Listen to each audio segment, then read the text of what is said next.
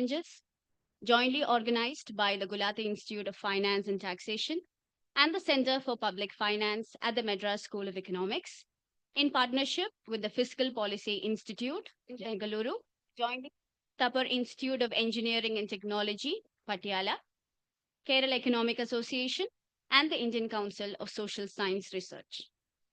As we gather here today, we are surrounded by scholars, thought leaders, and policymakers whose insights shape the evolving discourse on public finance. The gracious presence breathes life into this event, and we're deeply honored to host you.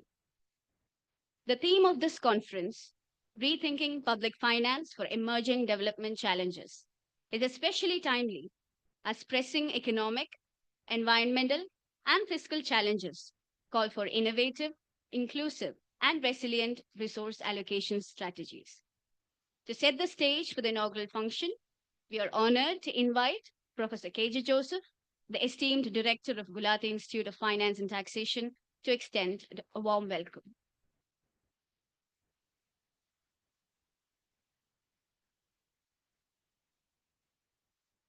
Thank you, Riju.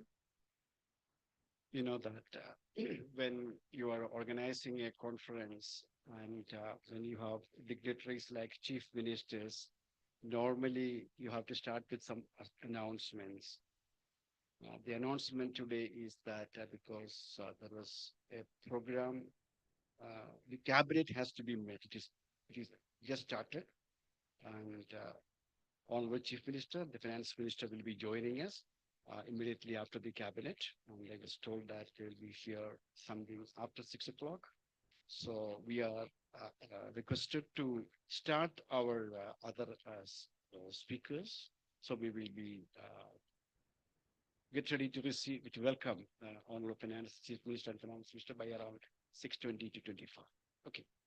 Now, it is indeed a great pleasure for us in Gulati Institute of Finance and Taxation and our collaborating institute, Madras School of Economics, to host this conference. And we are very privileged that we have a number of partnering institutions that include Thapar University in Punjab, Fiscal Policy Research in Bangalore, Kerala Economic Association, and of course, indeed with the Indian Council of Social Science Research. And this particular theme, rethinking public finance, which we have chosen for the conference, is indeed after quite a lot of reflection. And the issue which we are going to deliberate upon assumes much importance in the current juncture wherein economic and policy landscape in the developing world, including India, has undergone significant changes. While globalization is indeed at a crossroad, the unsustainable and unequal world, which is an offshoot of globalization, has today become unstable and unpredictable given the recent geopolitical reset. The number of challenges that arising from there indeed calls for more state and more role for public policy and particularly public finance. When you are coming to Indian context, we are well aware that right from the 93rd and 94th Amendment of the Constitution, then with the abolition of Planning Commission, then with the introduction of GST, and host of other changes, Indian fiscal federalism is indeed today at the crossroads. And this has given rise to a number of challenges. Thus, we are today living at a point wherein we need to rethink the center-state relations under the prevailing fiscal architecture. Then only the states can be enabled to discharge the duties which are enshrined in India's constitution and the directive principles. All these indeed calls for fundamental changes in the theory and practice of public finance in India, so also in many other developing countries. The conference in this context is expected to set the stage for deliberations which would provide the broad contours of a developing country oriented public finance in general and a new fiscal federal compact for India in particular. And when we approached Dr. Rangarajan, esteemed Rangarajan, the chairman of Madras School of Economics, for organizing this conference, he was highly gracious, encouraging, and offered all support from Madras School of Economics. Later, when the organizing committee was thinking about who should be the keynote speaker of this session, there was no name other than Dr. Rangarajan that came to my mind. And when we later again approached him, and he indeed yielded to our pressure of delivering the keynote address today. Dr. Rangarajan, it is with great pleasure and privilege that we are welcoming you to this august audience, and we welcome you with on behalf of all those who are organized here, both online and offline.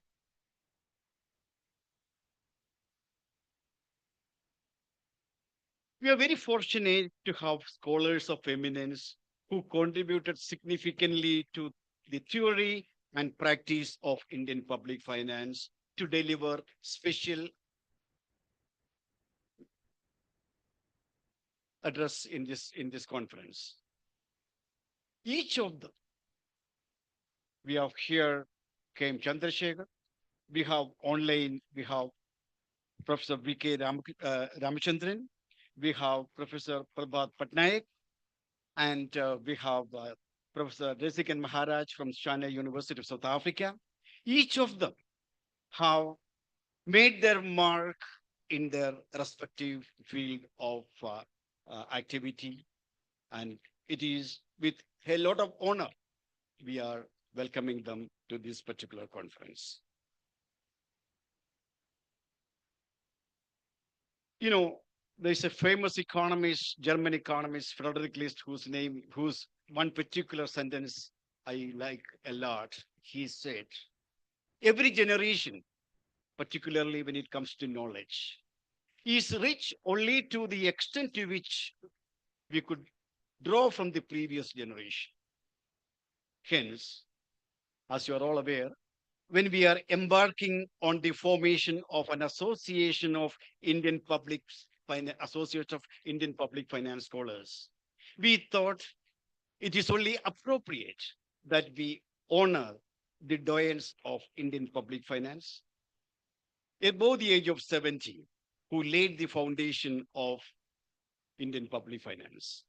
We welcome all of them, especially the Inaugural Professor Rangarajan, Dr. Rangarajan, and Professor M.A. Uman.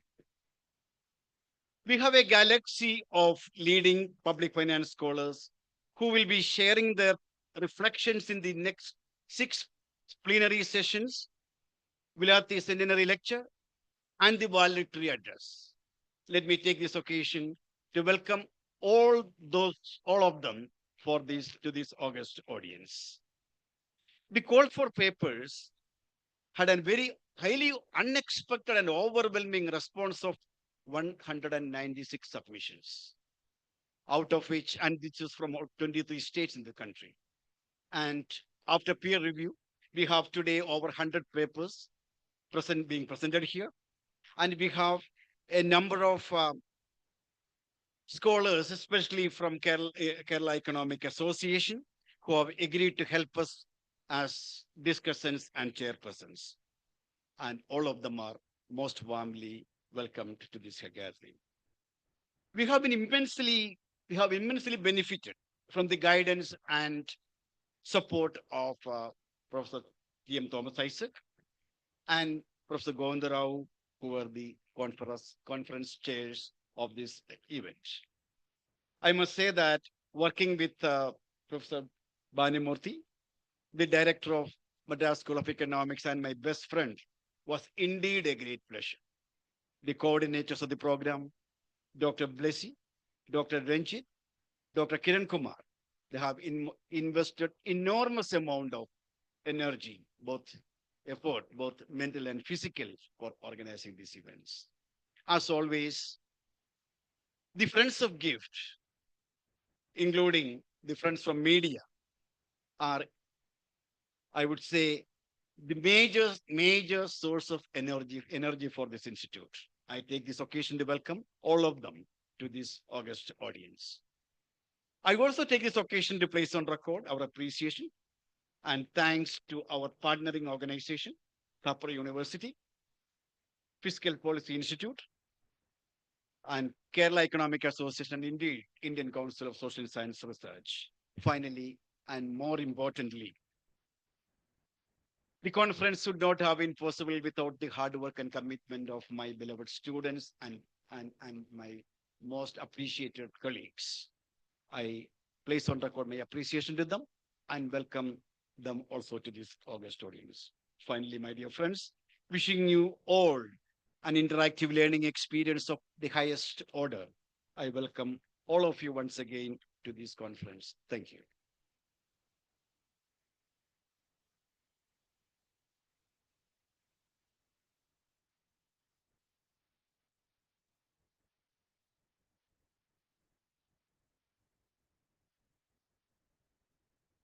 Our deepest gratitude to you, sir, for warmly welcoming the gathering. Once again, we extend a warm and heartfelt welcome to all the dignitaries on dais.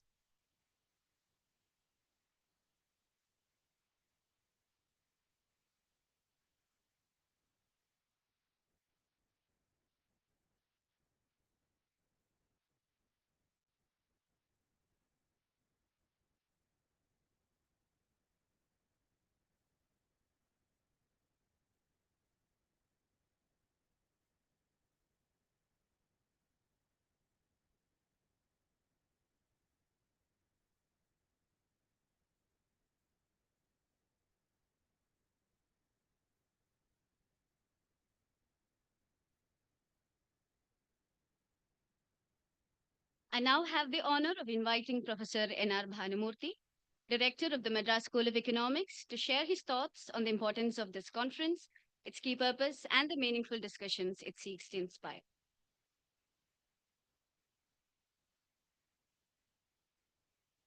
Honorable Dr. C. Rangarajan, Chairman, Madras School of Economics, Professor V.K. Ramachandran, Vice Chairman, Karnataka State Planning Board, Shri Chandrasekhar, former Cabinet Secretary to the Government of India, Professor Patnaik, Professor Rasigan Maharaja,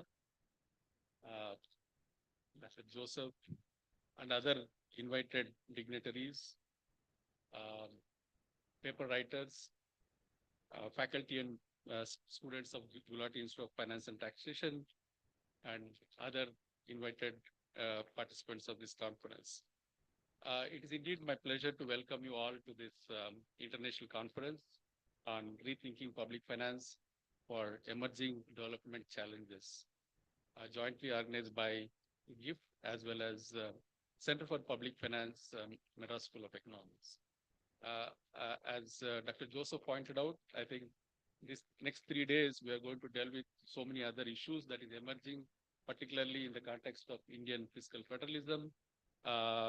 In fact, at the Center for Public Finance at Madras School of Economics, which is supported by the Government of India, it has been established in April 2021.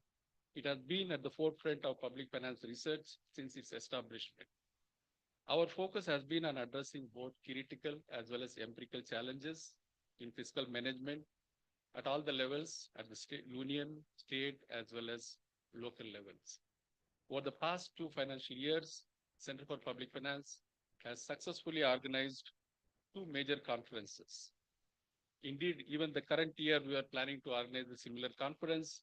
But in the last advisory committee meeting of the Center for Public Finance, the members felt, especially I think Professor Govindarao and Dr. Joseph, who are members of the advisory committee, suggested that given the common objectives of both GIFT as well as Center for Public Finance, the next conference could be jointly organized at GIFT Trivandrum. We are very glad that this collaboration has materialized and we're all here for this event. I would like to thank the whole advisory committee of Center for Public Finance, which is chaired by Dr. C. Rangarajan, and also the GIFT for accepting to host this conference at Trivandrum. The objectives of this conference is actually twofold. One, capacity building for public finance teaching as well as research in the country. And the second one is creating a networking space for researchers and institutions working in the area of public finance and policy. I'm sure many of you will agree with me that although public finance training and research efforts in India has evolved significantly, there is a clear dearth of public finance specialists in the country, especially at the subnational level. There are some efforts have been happening here and there. In fact, Dr. Govindarao, who actually started the training at National Institute of Public Finance and Policy, especially for the college lecturers and PhD students. And also later, the Madras School of Economics also started a similar activity at Chennai. And there are other institutions also, like the Fiscal Policy Institute and other institutes like in Odisha, we have a Center for Excellence in Fiscal Policy. And also there is a center in West Bengal. There are many other efforts that have been happening, but I think it's been happening at a not really much of interaction between these institutions. Reserve Bank of India is also doing a lot of work. And in the recent period, particularly those of students of public finance, there's a nice portal has been launched by the Niti Aayog last week, the state portal, where you get in one place all the data and statistics, as well as the research on states also been presented. So what I'm trying to tell you is that there are so many activities that are happening here and there, but I think we don't have any kind of a collaborative effort. And this is exactly what we would like to aim in this conference. This conference is a small effort towards bringing together all these institutions and help in improving scale and as well as quality of public finance teaching and research in the country. We look forward to fostering deeper partnerships and expanding such initiatives nationwide going forward. We believe this is the first initiative, but I think going forward, we'll have many more activities. This 4-day event is designed with the broader objective of enhancing capacity in public finance research by bringing together experts, academicians, and young scholars from across India and beyond. More than just a platform for knowledge sharing, this conference presents immense networking opportunities for early career researchers and also established scholars alike. We are also privileged to host eminent scholars in public finance to acknowledge and celebrate their contributions to the field. This event is truly unique in bringing together such a diverse and dynamic young group of participants. As Dr. Joseph already pointed out, we received, in fact, I'm more careful in terms of the numbers. We received almost 178 extended abstract submissions, out of which 135 has been accepted. We now have 97 participants joining us over the next 3 days. We are particularly proud to welcome scholars from 30 plus research institutions across 18 states. And notably, most importantly, around 50 of our participants are actually students. So I think that is the number that we are looking for. That is the group that we are looking for so that they will be contributing to this field. To the young researchers among us, your engagement in public finance is very crucial. The challenges we face in governance and economic management demand innovative solutions. I sincerely hope that this conference inspires you to pursue meaningful research in this field. Once again, I thank our collaborators, distinguished guests, participants, sponsors for making this event possible. Thank you so much.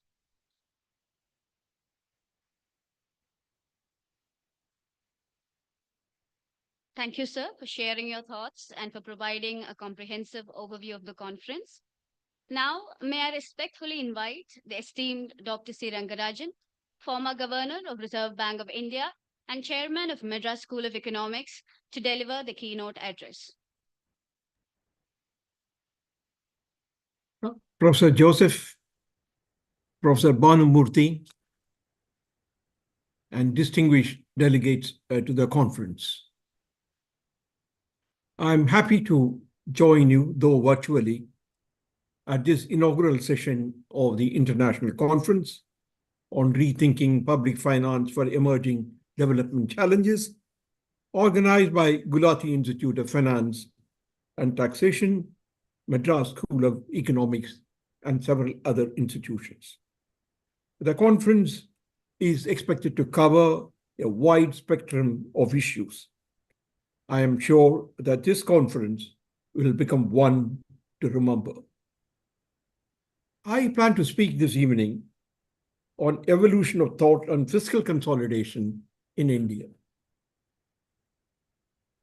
Public finance plays a critical role in the development process. Public expenditure plays the dual role of stimulating growth and providing a reasonable level of social infrastructure and welfare support. Obviously, the size of expenditure depends on the political philosophy of the government. The size of the public expenditure also depends on the ability to raise a revenue. While recognizing the role and importance of public expenditures, we cannot ignore the need to keep the fiscal deficit within limits. In the development process, fiscal stability also plays a role. Containing fiscal deficit was one of the elements of fiscal reforms initiated in the early 1990s. Fiscal imbalances had started deteriorating in the late 1970s for both the central and the state governments. The central account went into consistent revenue deficit from 1979-80 onwards. Earlier, it had small revenue surplus. On the aggregate account of states, revenue deficits started appearing on a consistent basis from 1987-88 onwards. Fiscal deficit for the center relative to GDP averaged 5% in the 1990s. An attempt was made to reduce the monetization of fiscal deficit in the 1990s. The system of issuance of ad hoc treasury bills was discontinued in April 1997 and substituted by Ways and Means advances. This was a significant advance because earlier, what happened was when the cash balance of the government of India went below a particular level, automatically ad hoc treasury bills were issued and the account was filled with cash. So this led to what I would call automatic monetization of fiscal deficit, and that came to an end as part of the reforms initiated in the early 1990s. Center's fiscal deficit increased to an average of 5.2% of GDP in the first 5 years of 2000. In order to check the inordinate increase in center's fiscal deficit relative to GDP, a Fiscal Responsibility and Budget Management Act was enacted in 2003. This act provided for achieving balance on the revenue account, that is, reducing revenue deficit to zero and limiting fiscal deficit to 3% of GDP. In terms of budgeted fiscal deficit, a level of 3% of GDP was achieved only once in 2007-8 by the Union government. Thus, the act was observed more in breach than in observance. Subsequent amendments diluted the provisions of the Center's FRBM Act, and finally, in its 2018 amendment, the target of achieving balance on revenue account was given up altogether. The Act provided, and I quote, the central government shall, A, take appropriate measures to limit the fiscal deficit up to 3% of gross domestic product by 31st March 2021. It also said that the central government shall endeavor to ensure that 1, the general government debt does not exceed 60%, and 2, the central government deficit debt does not exceed 40% of gross domestic product by the end of the financial year 2024-25. Thus, the Act continued to emphasize fiscal deficit relative to GDP while adding additional targets with respect to debt GDP ratios of the general government and for the center in the center. In the meantime, states also passed suitable legislations, including limiting the fiscal deficit at 3% of state domestic product. The general government debt GDP ratio shot up close to 90% in the COVID year, and center's debt GDP ratio went up close to 60%.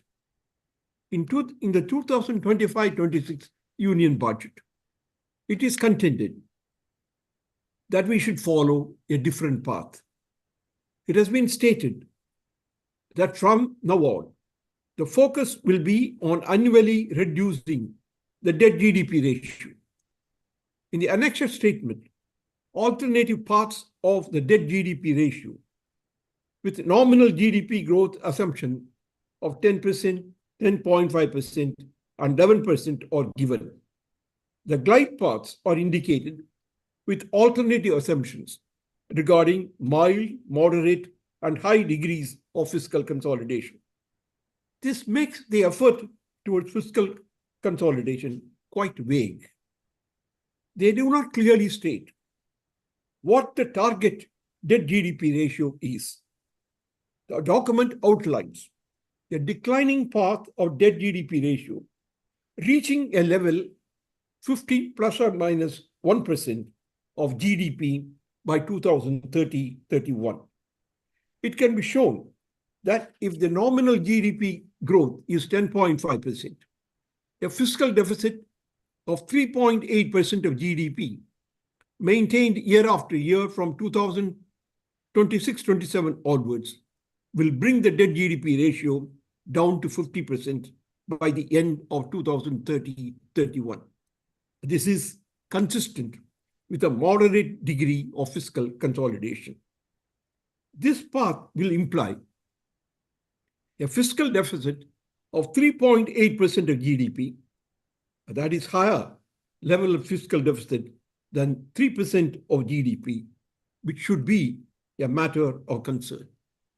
In essence, the central government is trying to get out of the constraint of fiscal deficit being pegged at 3% of GDP.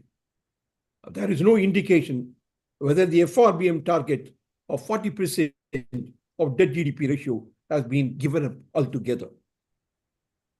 We calculated the terminal year by which different combinations of nominal GDP and fiscal deficit to GDP ratio would lead to a stable debt GDP ratio of 40%. This FRBM target value would be reached in 2080s in all three cases. It can also be seen that throughout this period, until the terminal years, center's debt will show a declining path as percentage of GDP. If reaching the FRBM target date is to be advanced, we'll have to settle for a lower fiscal deficit.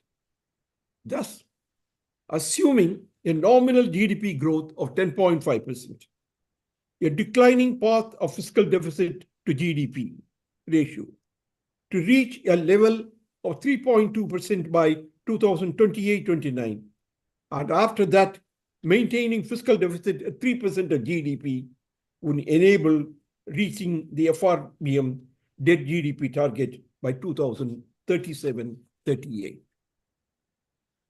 It is important to understand that the only way to reduce the debt GDP ratio is by reducing fiscal deficit. In fact, fiscal deficit always comes first, with respect to which the annual decision has to be taken. Then the net borrowing is added to the outstanding debt of the previous year to derive the outstanding debt of the current year. It cannot be done in any other way. Since I have been talking more about why 3% of the GDP as fiscal deficit is critically important, let me explain the reason for that. The need on maintaining a fiscal deficit of 3% of GDP was argued out by the 12th Finance Commission. It had argued that the investable surplus for the private corporate sector and the non-government public sector can be derived as the excess of household financial savings and net inflow of foreign resources over the draft of this surplus by the central and state governments through their borrowing. In this context, the 12th Finance Commission had observed, and I quote, the transferable savings of the household sector of 10% of GDP combined with an acceptable level of current account deficit of 1.5% would be adequate to provide for a government fiscal deficit of 6%, that is, center and states taken together, an absorption by the private corporate sector of 4%, and by non-department public enterprises of 1.5% of GDP. The simple point is the total available investable resources comprises of the household sector's financial savings plus the net inflow of resources from abroad. This is the total. This will have to be shared by center and state governments, non-department government, public enterprises, and the private corporate sector. The recent tendency is for the household financial savings to come down. As per information available from the RBI, in 2022-23 and 23-24, it was 5% and 5.3% of nominal GDP, as against an average of 7.6% during 2017-18 to 2021-22, excluding COVID year 2021, with 5% of household savings in financial assets and about 2% of net inflow of foreign resources available. The investable surplus of 7% will be fully preempted by the fiscal deficits of central and state governments at about 7.4% of GDP. The non-governmental public sector and private corporate sector will have to borrow from abroad, increasing the net inflow of foreign capital well above sustainable levels. I would like to reiterate, there is thus a strong logic behind maintaining the fiscal deficit of center and states taken together at 6% of GDP, and I would urge we should follow a path of fiscal consolidation which is consistent with this. Another aspect is the interest payments in relation to revenue receipts. In India's context, if the debt GDP ratio remains relatively high compared to the norms given in the centers and states' fiscal responsibility legislations, the ratio of interest payment to revenue receipts would also remain high, preempting government's revenue receipts while leaving progressively lower shares for financing non-interest expenditures. The ratio of centers' interest payments to revenue receipts, net or tax devolution, which had fallen to 35% in 2016-17, has increased to an average of 38.4% during 2021-22 to 23-24. This ratio has fallen to 36.9% in the revised estimates for 2024-25, but is budgeted to increase again to 37.3% in 2025-26. In fact, there has been a tendency for center's effective interest rate to rise. This is because the center has been extending to the state governments interest-free loans since the COVID year of 2021. Estimates indicate that center's effective interest rate has crossed 7% in 2025-26 from an average of 6.7% in the earlier period. It is often asked that there are many countries that have a higher level of government debt GDP ratio as compared to India. But their interest payments to revenue receipts, however, is much lower. For example, during 2015 to 2019, the ratio of interest payment to revenue receipts averaged only 5.5%, 6.6%, and 8.5% for Japan, UK, and the US, respectively. Why? Why is this so? This is because their revenue receipts relative to GDP are much higher and interest rates are lower than comparable ratios in India's case. The revenue GDP ratio was 20% in India as compared to 37.6% in Japan, 48.1% in Sweden, and 39.7% in UK. That is what they are able to raise as revenue receipts from the public.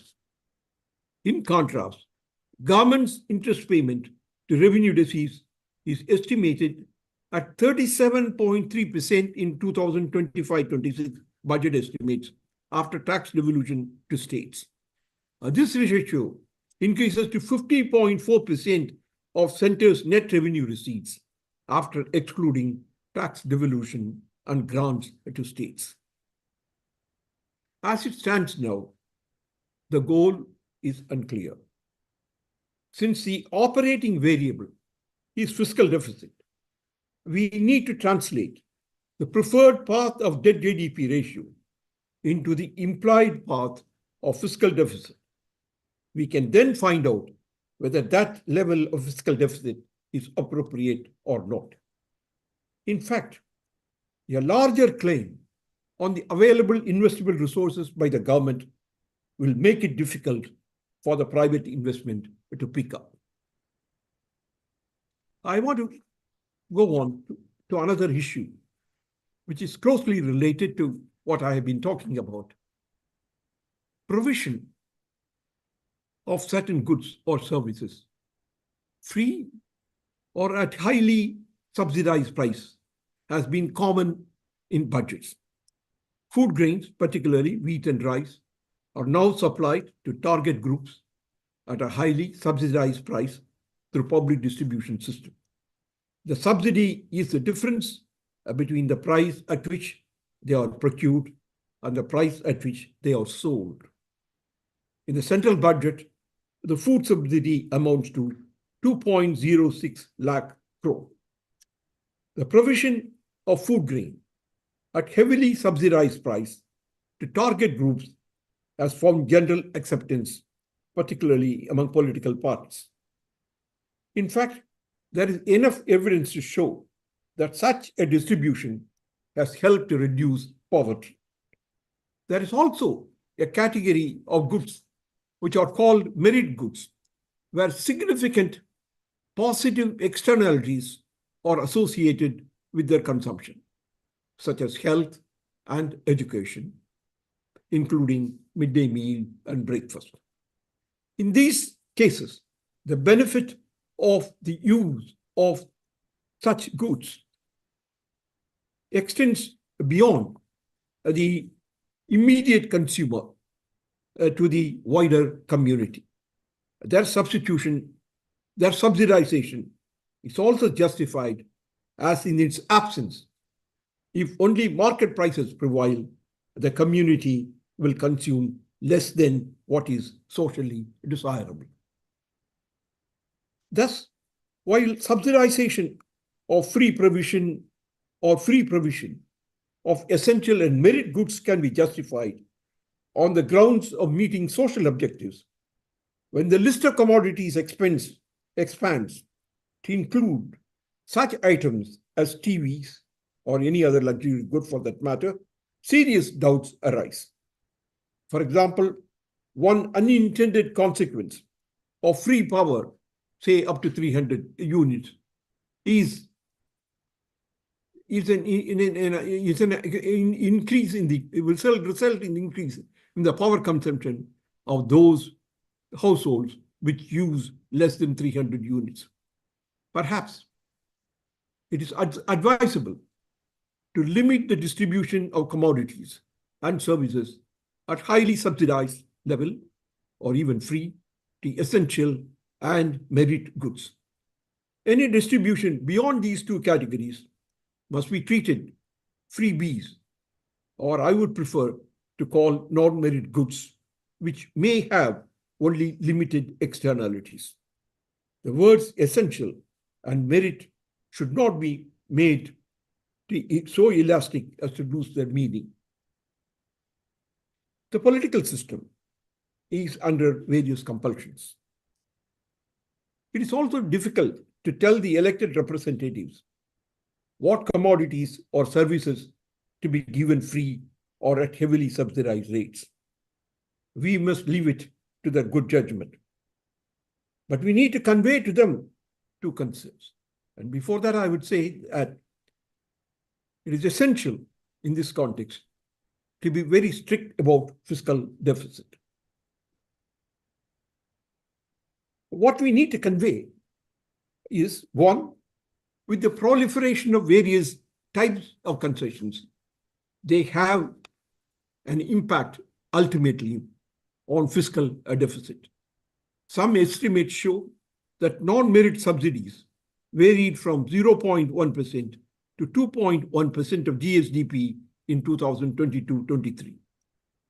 Politicians must bear in mind the opportunity cost of such expenditures. Even though non-merit subsidies are included under development expenditures, they are not the same as development expenditures aimed at stimulating growth. Non-merit expenditures must be weighed against foregone growth. Sooner than later, the political system must come to a consensus and put a limit on such expenditures. All this points to the need to hold the fiscal deficit target tight and binding so that the expansion of such subsidies are not at the cost of raising fiscal deficit. I'm deeply grateful to you for asking me to deliver this address this evening, and I wish the conference all success. We're truly honored by your presence, and thank you ever so much for enlightening us today with your ideas, sir. It is our privilege.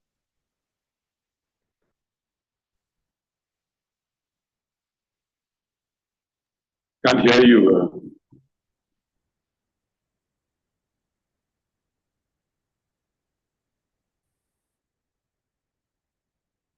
Hello. Yeah.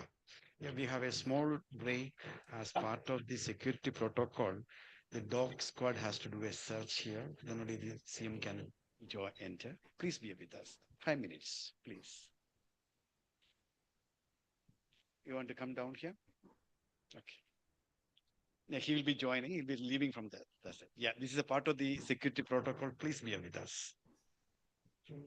Excuse me.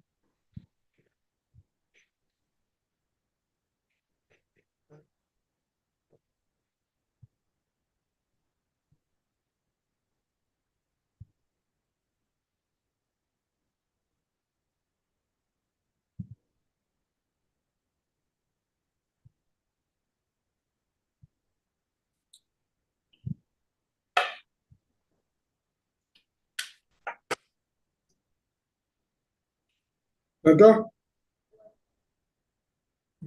You may sit here.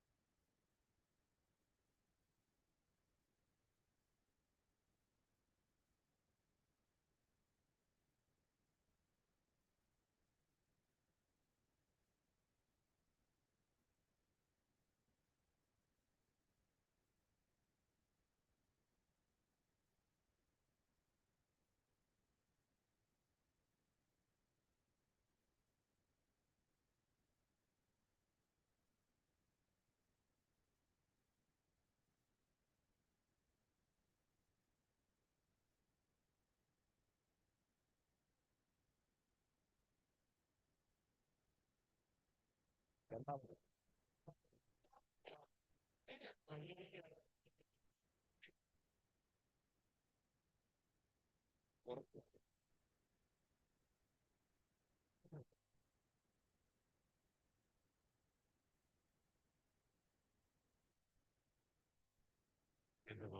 ഇവിടുത്തെ അല്ലേ ഈ ലൈറ്റ്സിൻ്റെ നോക്കുന്നത്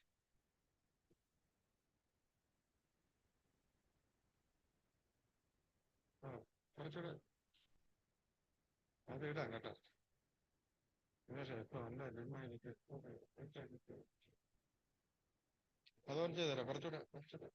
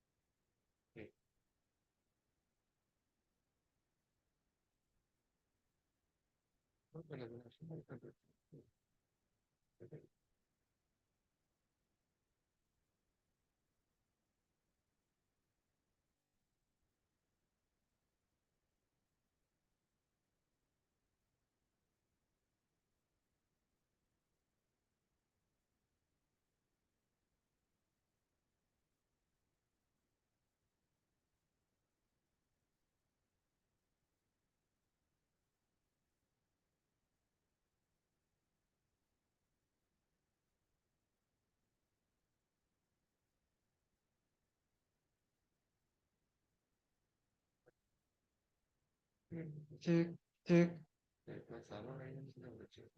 Check, check.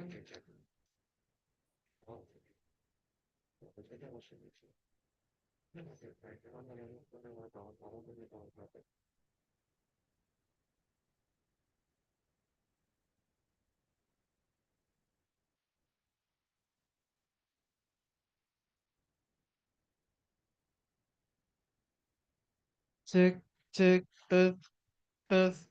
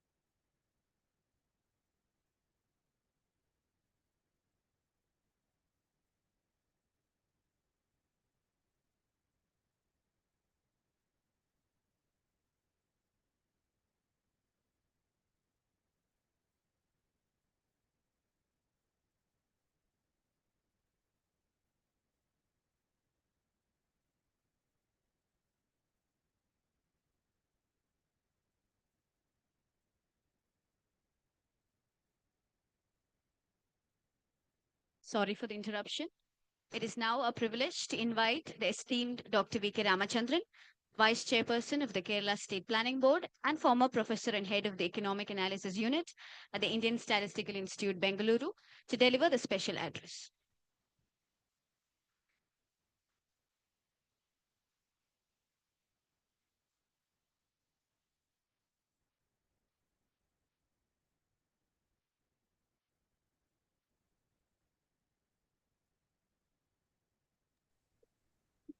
Yeah, thank you. Distinguished participants, Dr. Ramachandran, Professor Patnaik, Shri Chandrasekhar, Professors Joseph and Bhanumurthy, Professor Maharaja,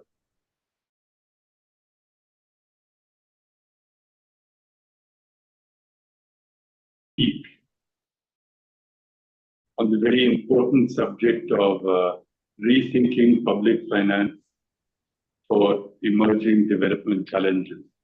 And please forgive me for not being able to attend the session in person.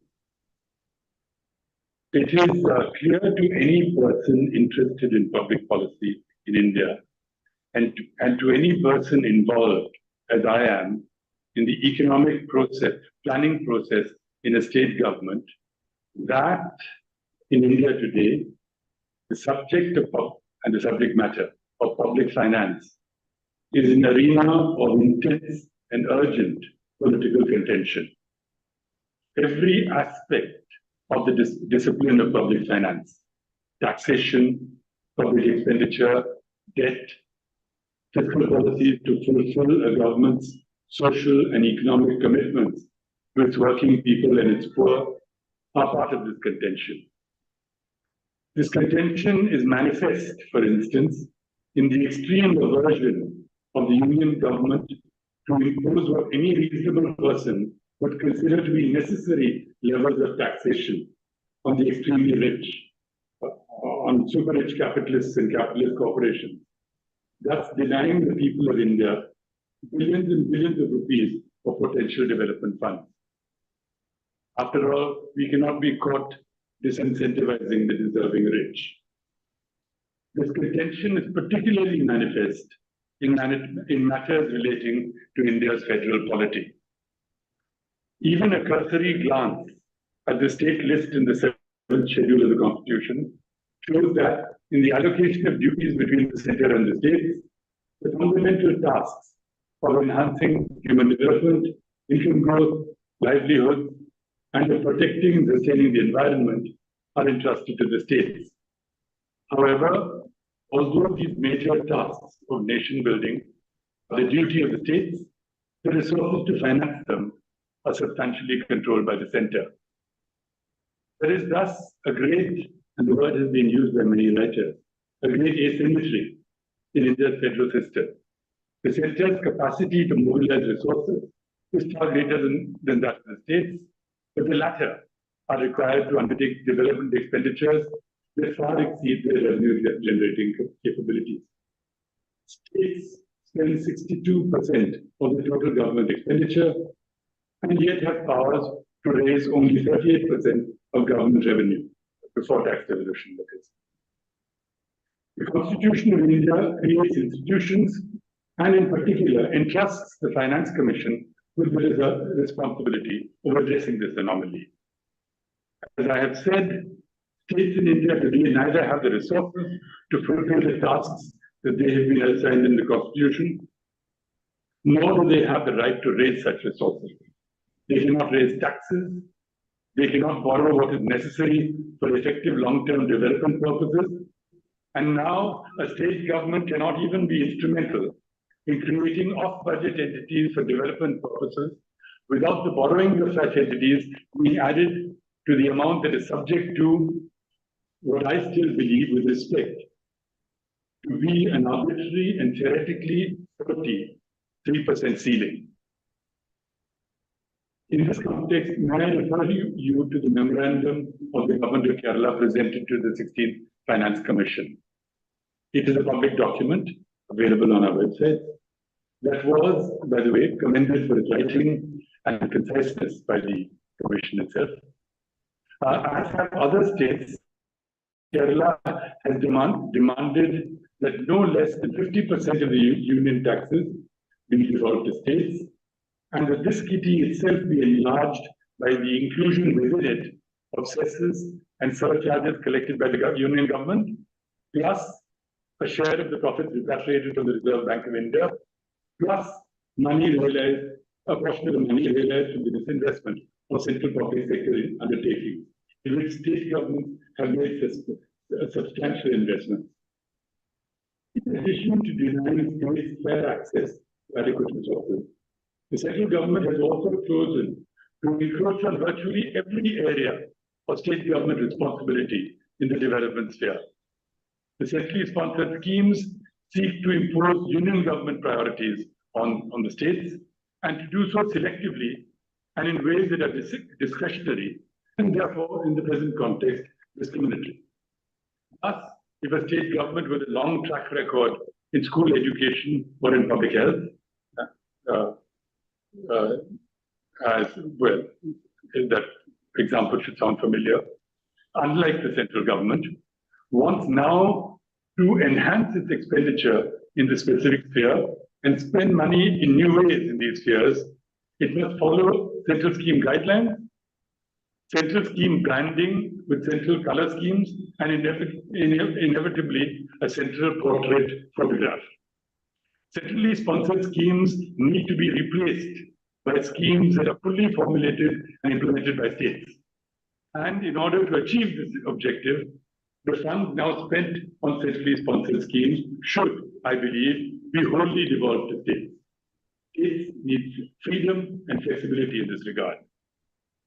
Is it in the spirit of cooperative federalism when, during assembly election campaigns, the electorate of a state is told that they will get more, thousands of crores more, in terms of development funds, if they elect in the state the same party that rules in the center? We need to say again and again that the new political coinage, double-engine government, is contrary to the spirit of the Constitution and to any idea of cooperative federalism. These are only some of the many problems of public finance that governments in India face, state governments in India face. I do hope that some of them will form part of the subject matter of your debates and discussion. I greatly look forward to learning from scholars and specialists at this conference and from your deliberations. Thank you once again and good wishes to the conference. Thank you, sir, for joining us today for the inaugural session and for sharing your insights with us. Let us all warmly invite the distinguished professor of Gulati Institute of Finance and Taxation, Shri Chandrasekhar, former Cabinet Secretary of the Government of India and former Vice Chairperson of the Kerala State Planning Board, to deliver the special address.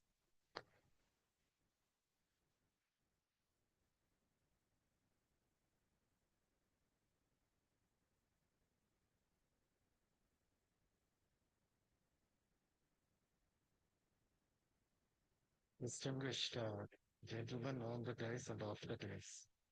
Great to see some old familiar faces here.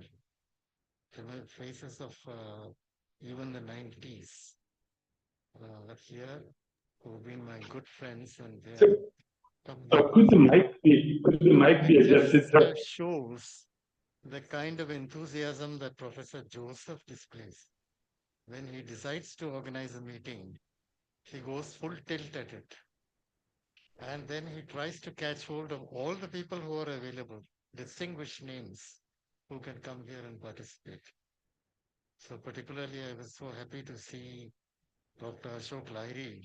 You know, when we were together in the finance ministry, I was Secretary Revenue, he was the Chief Economic Advisor.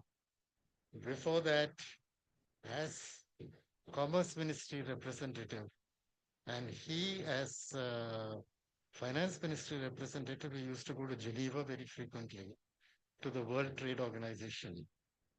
And it was a very, very interesting kind of a period in my life.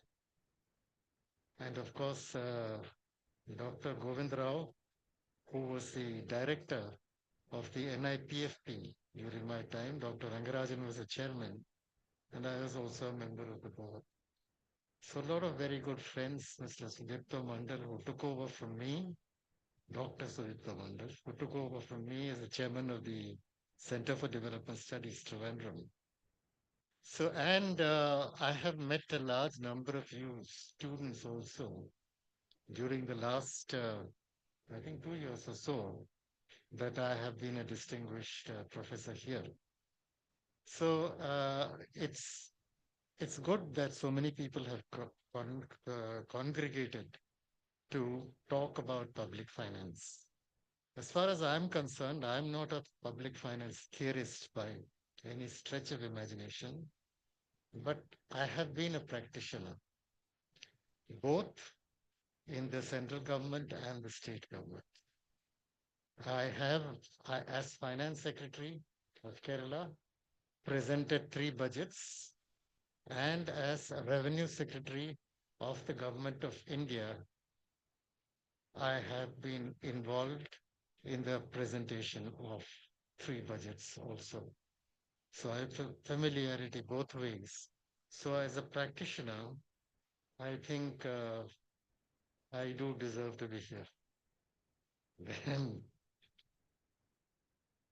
I've also planned, practiced, monitoring programs, mentoring programs, looking at new ways in which we can make our money go further.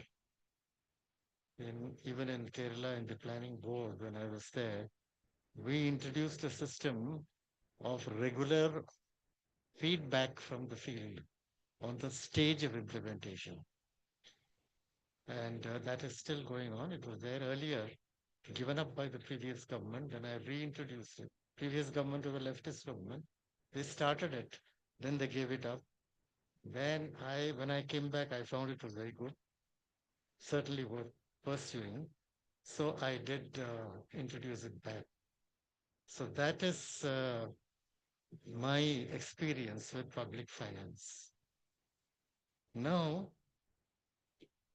so far as we are concerned, I think the government activity as a whole depends entirely on finance. How much you can do, what you can do, what depends on what resources you can get, which means also that the development that you see in the field depends on public finance. So a responsibility of a public finance practitioner like me is to give the right advice to the democratically elected government. It may or may not be followed, but that advice had to be given, and that's what I try to do. Now, very often you find that there is a lot of interaction. There are many differences also between ministers and the finance department, secretaries, officers of other departments and the finance department. As Dr. Rangarajan in his very impressive speech mentioned, the responsibilities of the finance minister or the finance department are quite distinct and different from the work being done by other departments. Now, other departments, they know, for example, that a minister likes to attend an inauguration, start a new project, inaugurate. Now, you inaugurate like that, and if you're not able to finish the project, what is the point of the inauguration? But I've attended many inaugurations in Kerala, which didn't lead anywhere. So you have a lot of incomplete projects still there. And I understand the Honorable Chief Minister also said recently that IAS officers should take more interest in ensuring that work is completed. Absolutely fair thing to say. But the problem really is this linkage between finance and other departments has been lost. When I was finance secretary in the state, I had a similar problem. I came in around June or July, and we were running into Onam. Now, Onam is a period of heavy expenditure for Kerala because you give 2 months' salary in 1 month, and you give a bonus. So a lot of money is required. Now, I, unlike you see, normally finance tends to keep these things very cagey. Instead, I told the chief secretary, let us have a meeting of all the secretaries and I will explain to them what is the financial position of the state. And I did that. I made a number of graphs. At that time, PPT was not available. Graphs showed them where we are going. And what really happened was that they understood my problem. And their understanding my problem helped me because we were able to get, they really, for one thing, they stopped sending me schemes unnecessarily, unless they were very convinced it was necessary. And secondly, they, whatever money was due from the government of India or from any other sources, they helped me in getting it and strengthening our treasury. At that time, Ashok will know, N.K. Singh was the Secretary Expenditure. Now I went to meet N.K. Singh one day just before Onam. I'm sorry, that is later on. In the first year that as Finance Secretary, now I, Dr. Manmohan Singh was coming before, he was a finance minister. So I went through cut-through security to receive him on the tarmac. I received him on the tarmac, much to their, I mean, they didn't like my going that way, but I did. And he was staying here in the Raj Bhavan. My minister and I went to meet him, told him we are in trouble, we need more money. He looked at us a little balefully, he didn't like it very much. But ultimately, going back there, he gave me a plan advance. The next year, around the same time, I went to meet the expenditure secretary, who was N.K. Singh. Now, N.K. Singh, I had just gone to meet him as a courtesy call. But he said, do you want any money? I said, I don't want any money. I'm okay, sir. He was quite surprised. He said, he sent me a note on how this was done. He said, the minister, the finance minister, had told him, the Kerala people have trouble during Onam. So take care of that. But I was telling him, I don't need the money. So as a practitioner, you can do quite a lot. That is what I wanted to say. I focused more on the resources side than on the expenditure side. So I'm glad that Professor Joseph has taken this initiative, called so many people, and made different institutions participate in this exercise. He also proposes to form an association, isn't it? I think we need one association. I'm glad it's starting here. As a matter of fact, this institution was also started by me as finance secretary. At that time, it was in a small shed. Now it has grown into this building, and it's able to call such eminent people from all over the world. It gives me a lot of pleasure also to be here. Now, the trouble is the state, and this is not only Kerala, many other states, have a great deal of difficulty. This was mentioned by by Dr. Ramachandran when he spoke. The problem is that we need to do a great deal of work for the people of the state, and we understand. I'm talking in terms of Kerala, even though I'm not in any way aligned to the state government, except in these little capacities. But the thing is that a great deal of work needs to be done here. But we have difficulty in getting the required resource.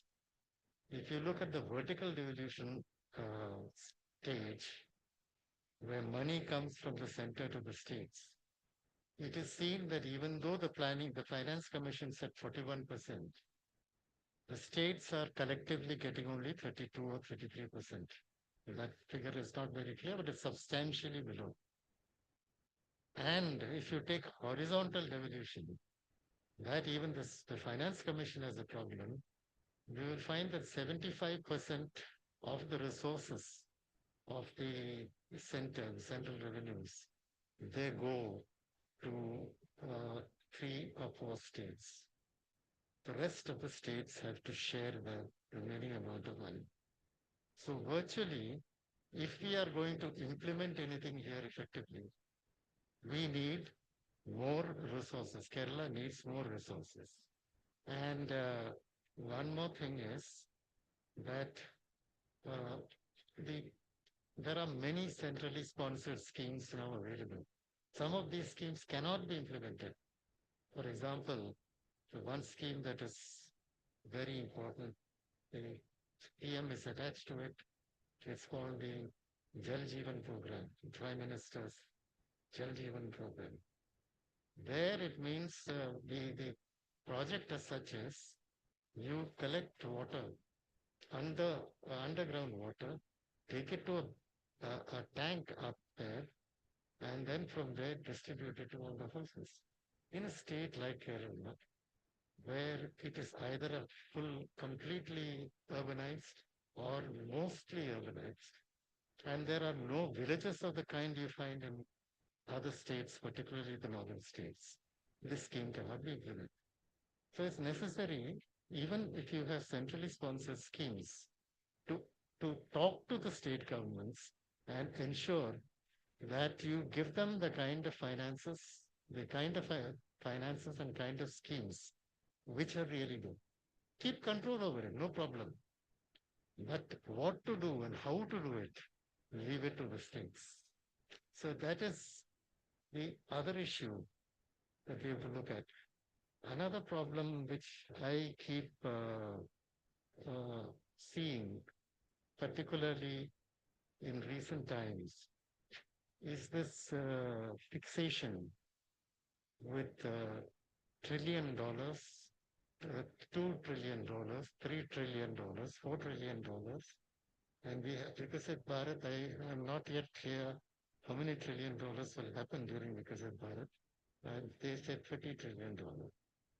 Now, to me, again as a finance practitioner, if this, whatever $1 trillion we have, 1% of the population shares 40% and the last 50% shares only 3%, is that our objective? What we need is a different measure, not just per capita income. We need a social progress index to be built in. And whatever we want to achieve at the end of the day, during in 2047, whatever the date, I mean, these dates keep fluctuating. The notion is good. We need to have a structure. But then if we have a structure, we need to achieve something in 2047. We need to break it up. We need to break it up into smaller pieces. Now the Planning Commission doesn't exist. Only Niti Aayog exists. You need to sort of decide where you're going, how you're going, what you're going to achieve. At each small period, you should be able to identify. Unfortunately, that mechanism is not there now. What we are doing is entirely through the Ministry of Finance. It has been there, as many of you will know, even during the Planning Commission day. Even though a large amount of money called the cross-budgetary support was passed on to the Planning Commission, and there used to be heavy fights about it, which again Ashok Lahiri will know quite well, because we are all members of one meeting, crucial meeting with the finance minister at the time. But what I'm saying is, this kind of planning, very specific planning, which I do see in, I mean, I see in China, for example, has done that. Their central planning is absolutely, they look at everything and they give a really, really strong kind of an agenda for the future. They help the provincial governments, they decide which provincial government is to do it, and they go on to do it. So this is what should be done, and I hope it will be done at some stage. And one thing I have been telling about my ministers of the state is that let us give up this inauguration of projects. Let us not have new projects inaugurated. Instead, you have a big celebration for completion of projects. The moment you shift from inauguration to completion, the entire philosophy of governance will change. People will want to do things, they will want to complete things. But if you want to do inauguration, and if the officer feels that this minister likes more and more inaugurations, he's certainly going to think up all schemes which cannot be completed. So that is something which we need to be clear. And I think Dr. Rangarajan also said that distribution of money per se. You want me to take more time? Okay, then I can sort of. Well, you can ask me. Sorry. I do Agnihotra Honam in the evening. That is at sunset. So 2 minutes before sunset, you hear this noise. It is my telephone, there is my alarm. And 2 minutes later, we will hear the other sound, which is the sunset time. Even though it's raining now. So let us distribute the money in such a way that it has the maximum impact. It is actually performance, getting things done in the field that is important for all of us. And let us be open to change. I mean, I've been a great votary of, outcome-oriented administration. We have the same system that operated during the British times. The British times were very clear. Their objectives were get as much revenue as possible. That is one. Secondly, maintain law and order. Given that objective, the officers could perform. But today, the officers are saddled with a great number of responsibilities in a number of diverse areas. So we need to build a system which I tried to do for some time when I was there in Delhi. Basically, the administration should become more and more outcome oriented. That is how we can achieve something. It has been done, actually. It was done first by the Thatcher government, then it was done by during the sunset. Okay? So that change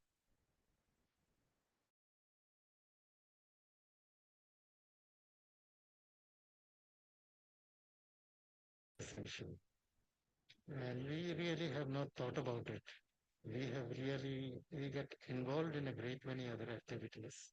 But to see that the results come and not just output, that's why I'm using the word outcome. It should actually benefit the people. If you are able to have an administrative system that will benefit the people, which will be that will be the way forward for this country, and we can achieve it. It has been done in the UK. Thatcher government did it. It's been done in Australia. It's been done in New Zealand. It's been tried in Malaysia. As a matter of fact, when the Honorable Prime Minister Narendra Modi went to Malaysia, he got a tie-up done between their organization, which is called Pemandu, and the Niti Aayog to change the administrative system. But nothing seems to have happened thereafter. So he understands this, and I hope that somewhere somebody will again revive this practice. We need also a great deal of collaboration between the center and the states. There are organizations, there are institutions that are available already. We have the Interstate Council, which is a constitutional body. We used to have the National Development Council. which used to meet every year. We have the Niti Aayog, and the last Finance Commission also recommended the creation of a fiscal council. So I think a permanent way of the states interacting with the center is important. You know, when the first Niti Aayog meeting that was held immediately after its formation, when I was also there. At that time, I was vice chairman of the planning board. And when I saw that, behind the Prime Minister, there was a huge banner which said Team India. And throughout his speech was like that. He said, I've suffered for 15 years as Chief Minister because of bad center-state relations. Now no longer. Now only one team. But then again, we hear now things like, what do they say? Double engine governance. That is, if you vote one particular way, you'll have two engines. If you vote another way, you'll have only one engine to carry you. So that the focus seems to have shifted somewhere for some reason. We need to bring that focus back. And all the very prominent people present here, I hope this message they will be able to convey, because that's important for the country to progress. So anyway, I look forward to the results of this session. I will not take up any more time, unfortunately, because I don't know when it will go on. So let's, I would now, I wish you also, all of you, a very happy, very good meeting, very purposeful, very well-defined, with a clear objective, which will be published and made known both to the state government and to the central government. Thank you very much.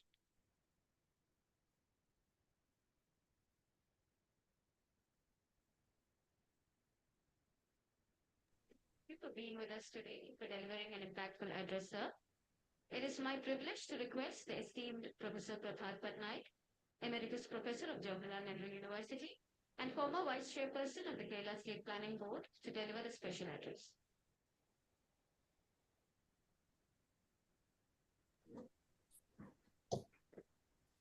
Yeah, it's like that, no?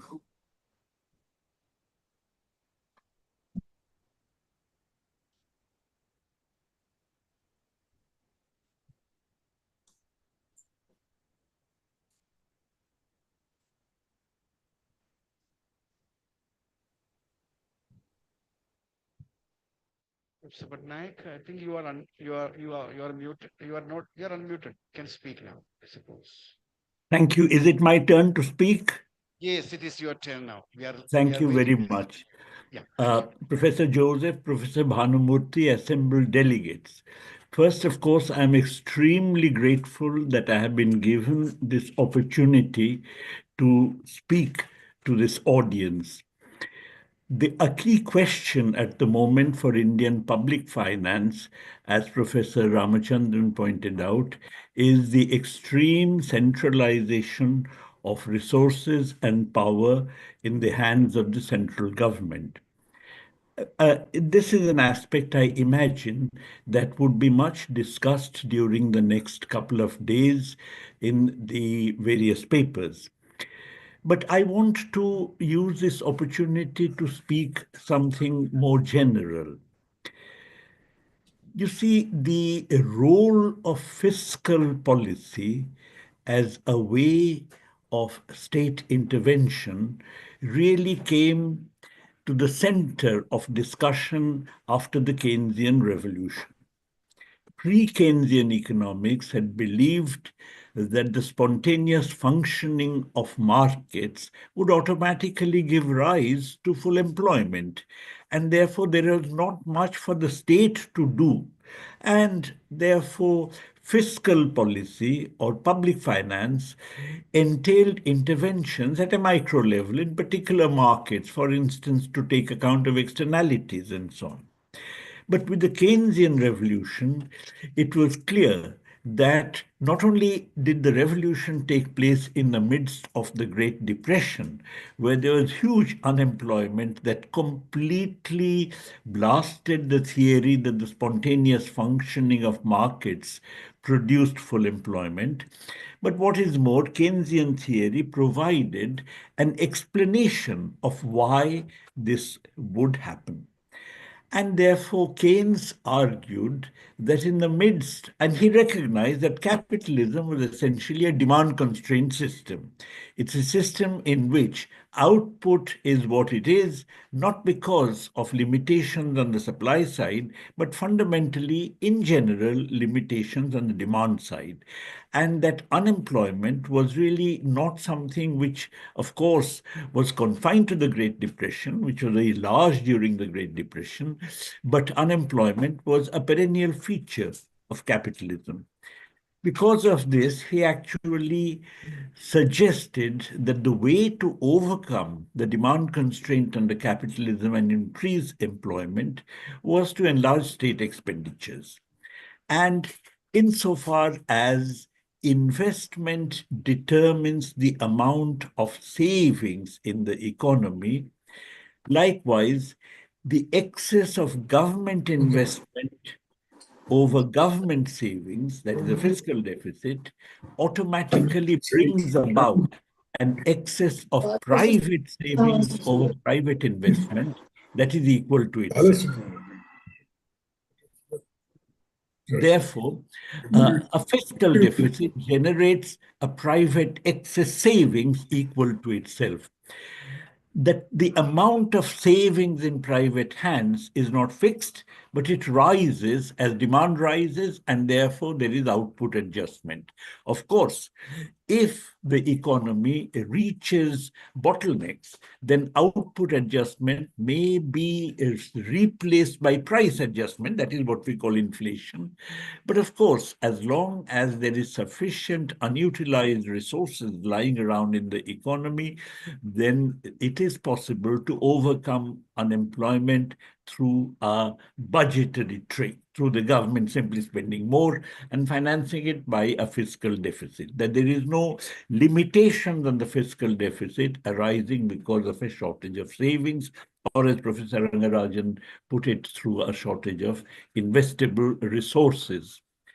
Now, of course, to say this is not to say that a fiscal deficit is the best way of financing larger government expenditure, because insofar as a fiscal deficit generates an amount of private savings over private investment equal to itself in a closed economy, it actually increases private wealth. And therefore, a fiscal deficit contributes to an increase in wealth inequalities in society.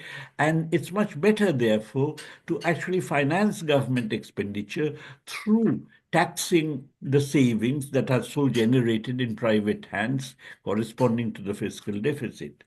So wealth taxation or corporate profits taxation is a much better way of financing government expenditure than a fiscal deficit. But Keynes was aware that the opposition to a fiscal deficit would actually come from financial interests. In fact, when he put forward his theory, there was great opposition to his theory in his own country, England, from the City of London, which is where the financial interests were concentrated. But Keynes thought that if finance is national, that is financial, not globalized, that if finance is national, then it's possible that the state can overcome the opposition of finance and raise employment in order to ward off any possible threat to the system, and do so by, in fact, a budgetary trick.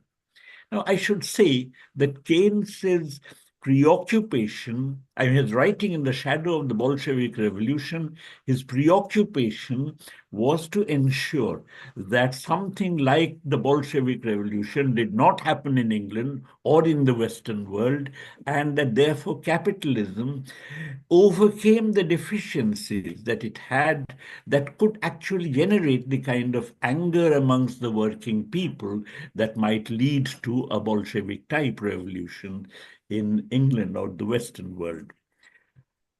And in this connection, therefore, he made the suggestion that the way to overcome this is through state intervention through fiscal policy, and fiscal policy, either through a balanced budget multiplier or through a fiscal deficit, would be overcome what he thought was a crucial defect of capitalism, namely unemployment. Now, today, however, we live in a world in which finance is globalized while the state remains a nation state. And therefore, the nation state willy-nilly has to listen to the dictates of finance, because otherwise you would find that financial outflows would take place and the country would be reduced to a financial crisis. Therefore, under the neoliberal dispensation, the ability of the state to intervene in demand management the way Keynes had suggested it should and could is something which is greatly undermined. Today, for instance, we live in a world in which there is a slowdown in economic growth all over the world. There is a rise in unemployment. And if there's a rise in unemployment, the way to overcome it, according to Keynes, would have been through larger government expenditure, which is financed either by a fiscal deficit or by a larger taxation of the rich, because larger taxation of the rich gives rise to a positive balanced budget multiplier, since the rich save a fairly high proportion of their incomes. If the state finances its expenditure by taxing the working people or the poor, in that case, since the latter consume the bulk of their income, you only have one form of aggregate demand being replaced by another form of aggregate demand, but there is no net increase in aggregate demand. Therefore, the way that the state can intervene today is through either, or intervene any time, is either through a rise in the fiscal deficit or through a rise in taxations imposed upon the rich. Now, both these are in fact anathema as far as globalized finance is concerned.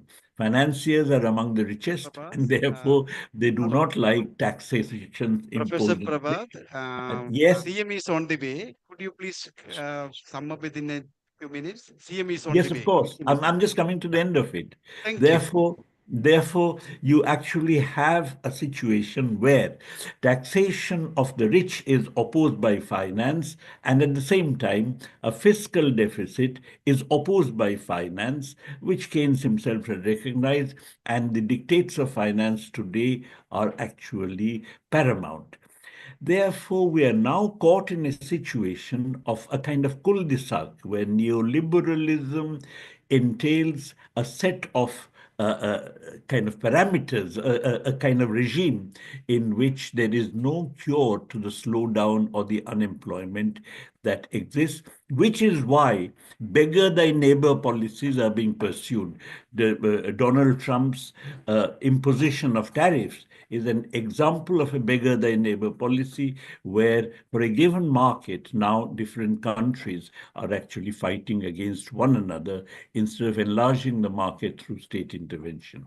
I think in a situation like this, in a country like India, if we have to overcome the kind of unemployment and the growth slowdown that is taking place, it would be essential for us to delink ourselves from this neoliberal regime by, if necessary, imposing capital control so that we are not really reduced to a financial crisis, and enlarging government expenditure, welfare expenditure, financed through a combination of wealth taxation and inheritance taxation, both of which hardly exist in India and both of which are really acceptable to the philosophy of capitalism.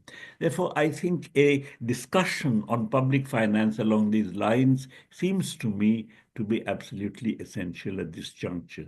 Thank you for your patience. Thank you, sir.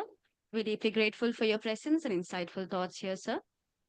As the Honorable CM of Government of Kerala and Honorable Finance Minister of Government of Kerala are on their way and are expected to arrive shortly, let us look forward to welcoming them soon.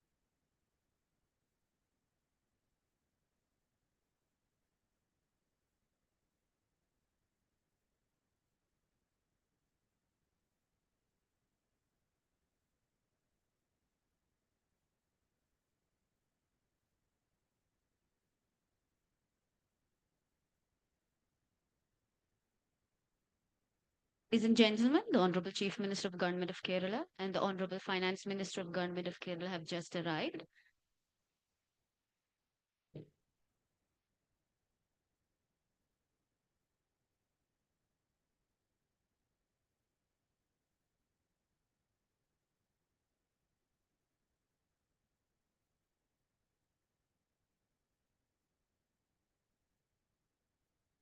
It's a great honor and privilege to extend a warm welcome to the Honorable Chief Minister of Government of Kerala, Shri Pinarayi Vijayan, and the Honorable Finance Minister of Government of Kerala and Chairman of the Gulati Institute of Finance and Taxation, Shri K.N. Balagopal, to this august ordering.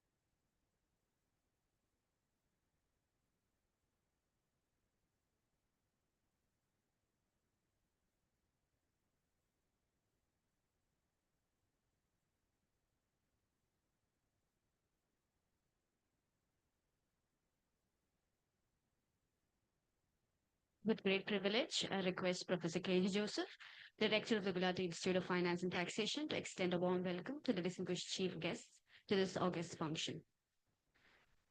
Honorable Chief Minister of our state, Shri Pinarayi Vijayan, Honorable Finance Minister and Chairman of Gulati Institute of Finance and Taxation, Sri K.N. Balagopal, and of course, the esteemed participants.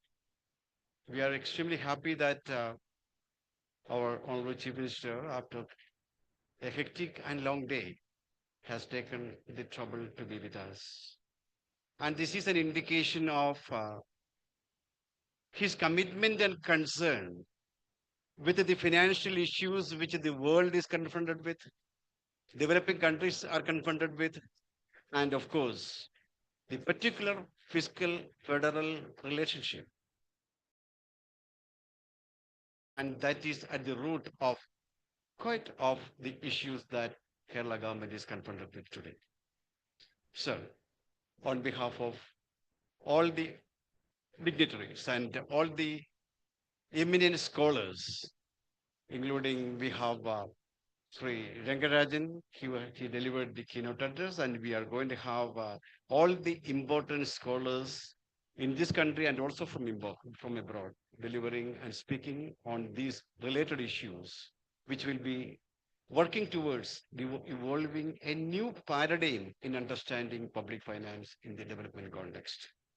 On behalf of all of us, we welcome you to this gathering, and we profusely and respectfully thanking you for taking this trouble. Thank you.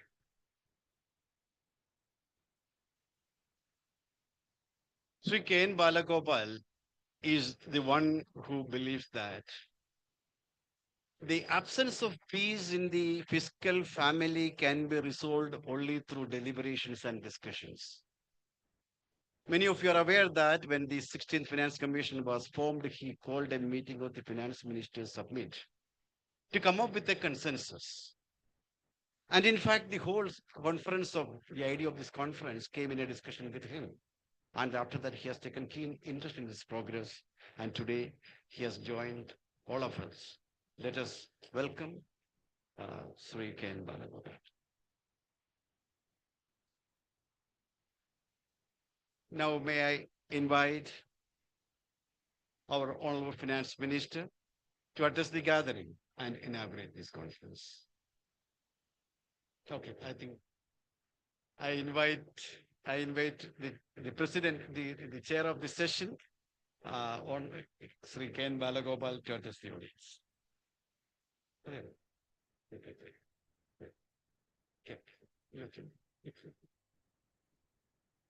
Okay, may I invite Honorable Chief Minister to address the audience and inaugurate this conference.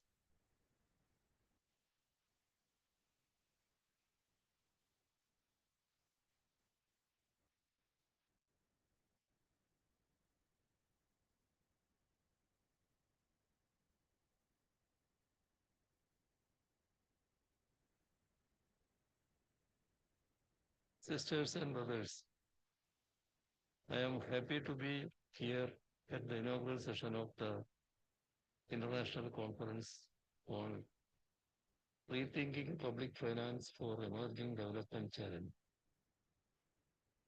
The modern state has emerged far from the original role of a watchman state, called in economic literature as laissez-faire state.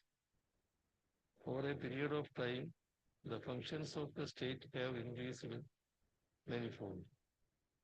With this, the field of public finance has also got enlarged and started evoking the interest of many more people outside the arena of professional economists and policy makers. Today, we are at a juncture when the shrill cries for the rollback of the state have received a setback after the COVID-19 pandemic hit the globe. The interventionist role of the state was once again recognizable, and in places where the state could act with the democratic participation of the people, the challenge of the pandemic could be much more effectively met. The state of Kerala, where this conference is being held, is one such example where the network of local governments and the state would mobilize people, create awareness, and effectively alleviate the damages of the pandemic. To come back to the pride of place the science of public finance occupies in the affairs of the modern state, I would like to put forth the view that we should have a flexible and pragmatic approach towards the budgets of nations and subnational units. We are living in an era when certain fiscal rules and numerical targets are considered sacrosanct regardless of the condition of the economy and the livelihoods of the people. In this context, as all of you are aware, we are faced with certain numbers causing of which is considered as an act of fiscal sacrilege. Starting this should not be construed as an argument for fiscal anarchy. The point sought to be driven home is that spending and collection decisions in the budgets are not the ends in themselves, but means to an end. Balancing a budget every financial year is not the best virtue one can think of when assessing the fiscal health of a nation or a subnational unit. Unfortunately, certain numerical aggregators are only being looked at by even expert commentators while assessing the fiscal strength of a government. Here I am reminded of the words cited in the famous book Principles of Public Finance, which students of economics will be familiar with. This book was authored by Hugh Dalton, who was more than once Chancellor of the Exchequer of the United Kingdom. It is stated thus, quote, regardless of circumstances, the government must balance its budget in each year. Why not in each month or week or hour? Unquote. Even if it is taken as stated in a lighter vein, it has serious implications. The Union government, while amending the Fiscal Responsibility and Budget Management Act in 2018, did away with revenue deficits as a target. The budget documents of the Union government this year also talks of achieving fiscal deficit targets over a cycle and not in a single year. But the asymmetric nature of the fiscal relations have made revenue deficit and fiscal deficit targets for every single year to be met by the state governments. With the constitutional commitment to social sector spending, the states in our country should not be constrained with meeting year-wise deficit targets. It is also pertinent to mention here that how the deficit targets are achieved is also quite important. It can be achieved by cutting back on social sector spending even in the face of stagnant revenues. Such a fiscal correction is of poor quality, but more often than not, such developments are also praised. Coming to Kerala, we have the twin task of maintaining the human development indicators that we have achieved when our per capita income was relatively lower than that of many other states in the country. And to bridge the infrastructural deficit and make the state an investment destination, we focus on the aspect that the duty of the welfare state touches the life of every single individual while giving importance to capital investments also. I am not venturing into mentioning details here. I am aware of the fact that the faculty and students of the GIFT and other institutions in the state, country, and abroad are discussing much about our problems and prospects. Fiscal federalism in our country is at a crossroads. The states have been almost unanimous in demanding a higher share of taxes from the Union in view of the rising vertical fiscal imbalances in the country. The report of the 15th Finance Commission has made important observations about this. The states shoulder 62.7% of the pending responsibilities, while the revenue mobilized by them due to the limited powers constitutionally conferred upon them is only 37.6%.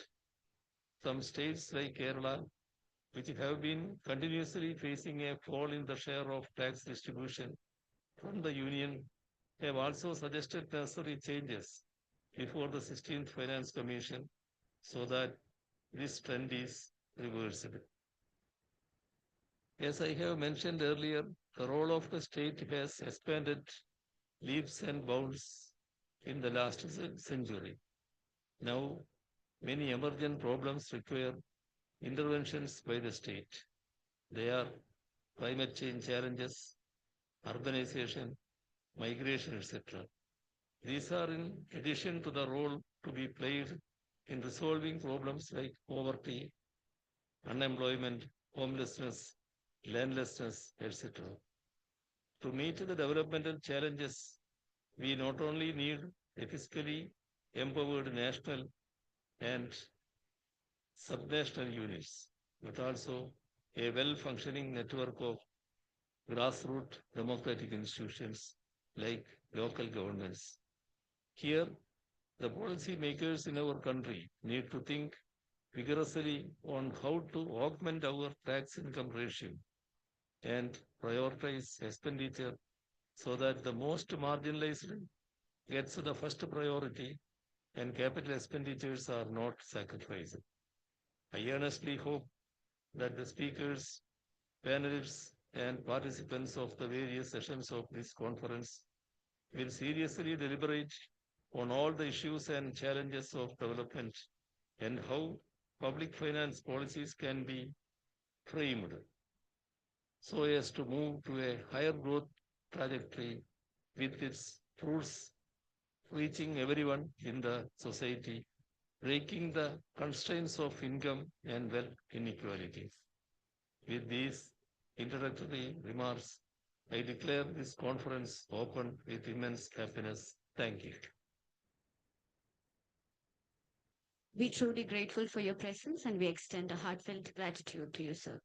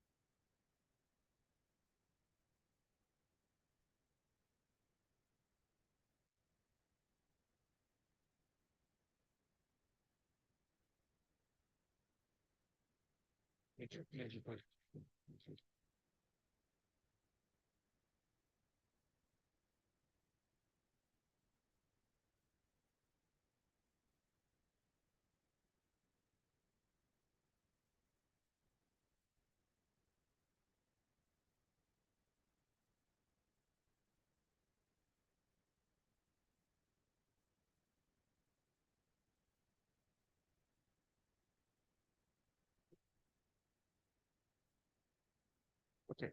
May I now invite Honorable Finance Minister and the Chairman of Gujarat Institute of Finance and Taxation and the spirit behind this conference to address the audience.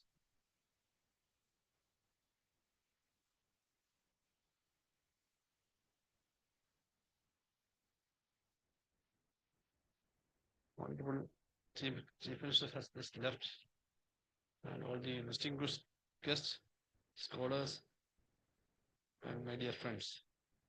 It gives me immense pleasure to address this prestigious gathering at the International Conference on Rethinking Public Finance for Emerging Development Challenges, jointly organized by the Gujarati Institute of Finance and Taxation and the Madras School of Economics, MSc. At the very outset, I extend my heartfelt congratulations to both institutions for their oversight and dedication in organizing a conference of such timely relevance.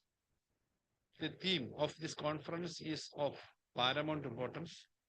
As we navigate the complexities of the 21st century, rethinking public finance has become an urgent necessity. Public finance, after all, is much more than managing revenue and expenditure. It is a critical instrument for addressing the pressing developmental challenges of our times, ranging from climate change and growing inequalities to demographic transitions and technological disruptions. Developing economies like ours face these challenges actually as we strive to balance growth aspirations with the equally crucial objective of social equity. In India, the states being closer to the people and their developmental needs are at the forefront of these challenges. However, our constitutional framework, which assigns significant expenditure responsibilities to subnational governments while concentrating revenue powers with the union government has led to a persistent vertical fiscal imbalance. Despite mechanisms like borrowing and intergovernmental transfers aimed at addressing this imbalance, practical implementation remains contentious. The introduction of the goods and service tax, GST, while intended to establish a unified tax regime, has instead brought about revenue shortfalls. Kerala, like many other states, has experienced the adverse effect of such imbalances, especially with the cessation of GST compensation, RD grants, and newer restrictions on borrowing.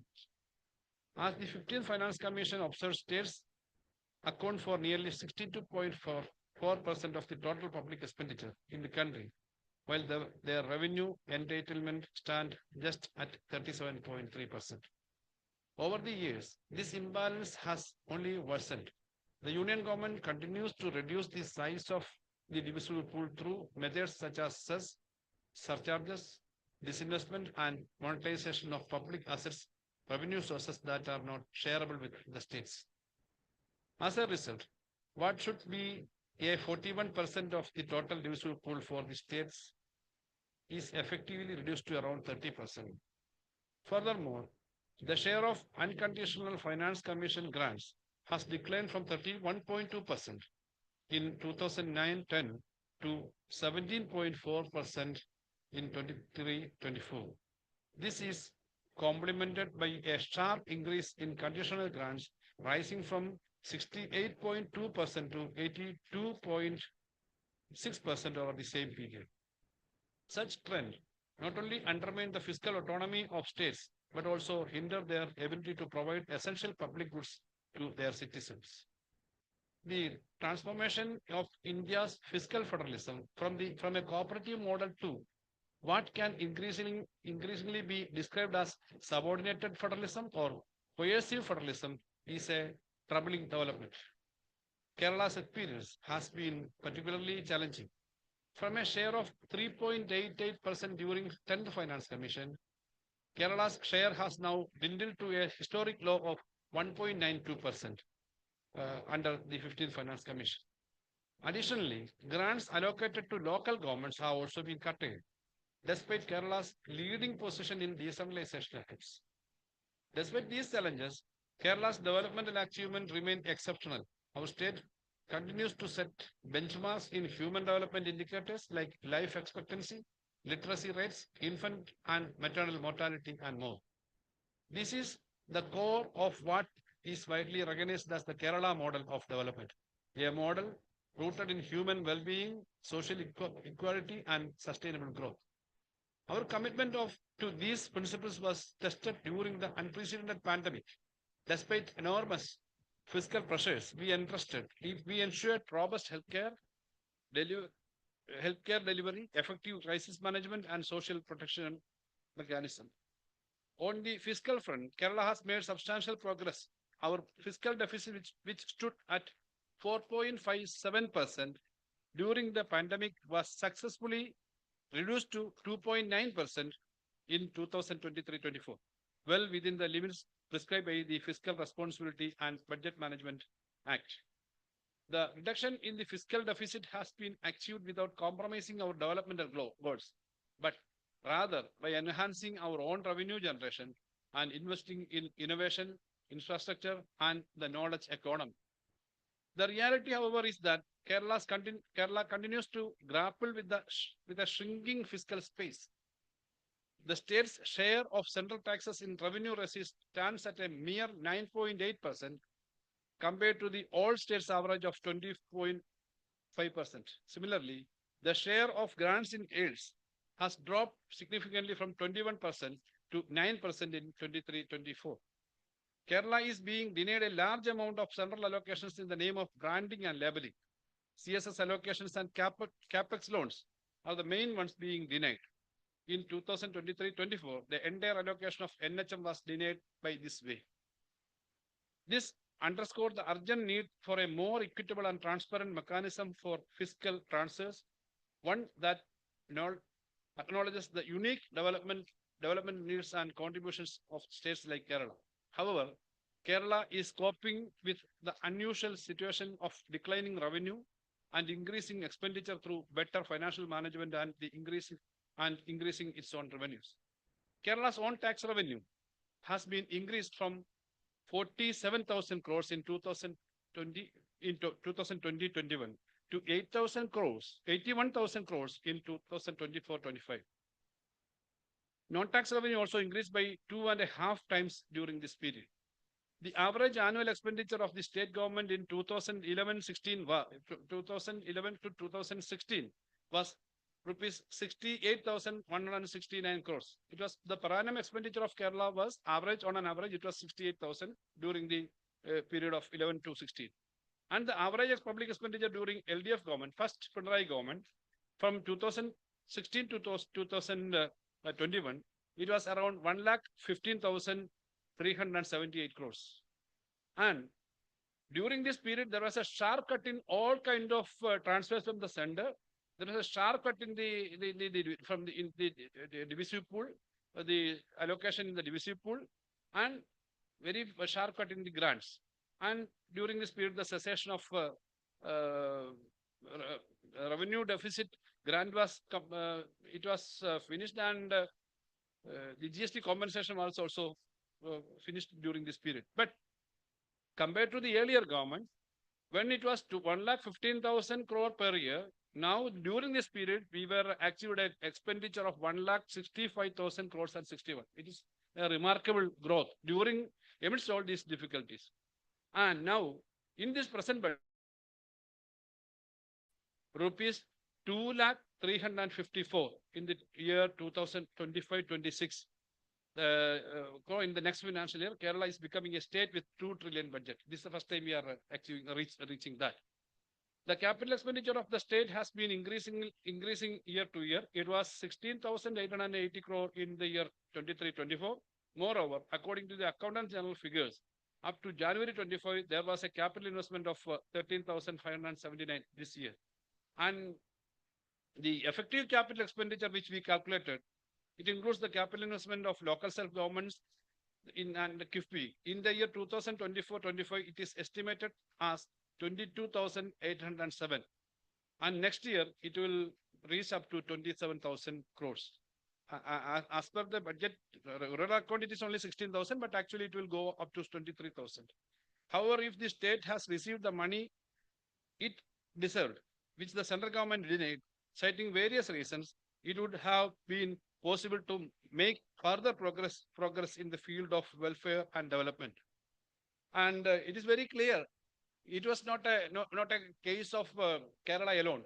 Earlier, it was they were saying that lot of difficulties Kerala will face because of the mismanagement or over expenditure in the field of education and social security aspects. It was the criticism because your spending is not healthy. That is what some agencies were saying, because you are spending more on health, you are spending more on education, like that. But there may be differences, but what actually the real picture shows. Yesterday, there was a statement by the Telangana Chief Minister.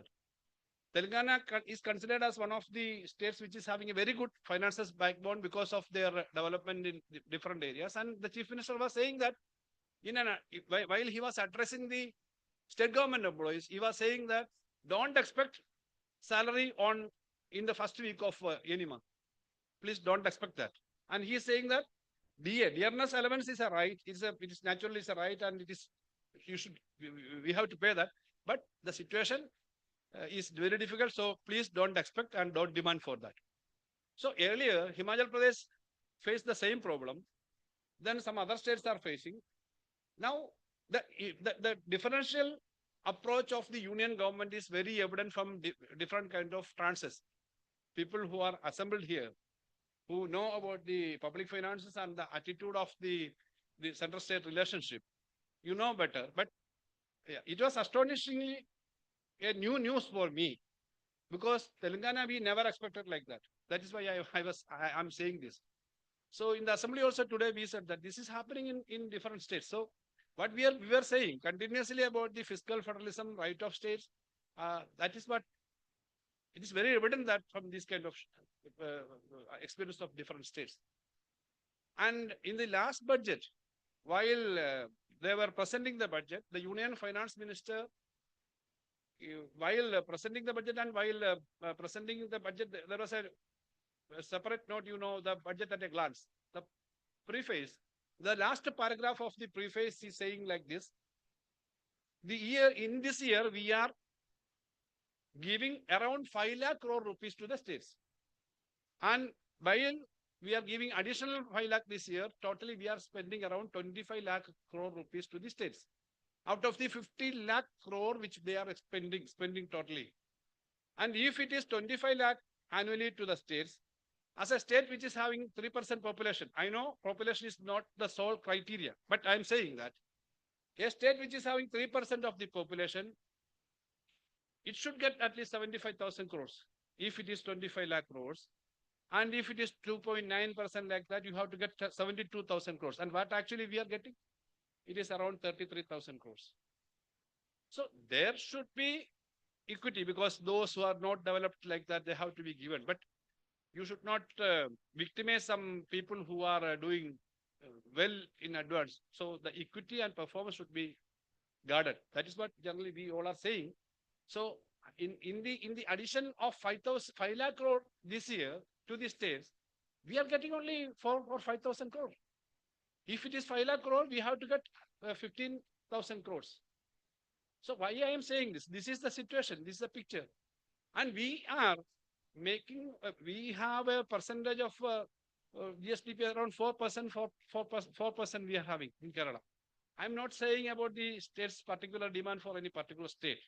But if you are not giving these kind of balances, if you are not keeping in your mind these kind of issues, it will not strengthen the total polity of the country, because fiscal federalism and cooperative federalism is very important for the states. Because I should feel that we are also getting eligible percentage.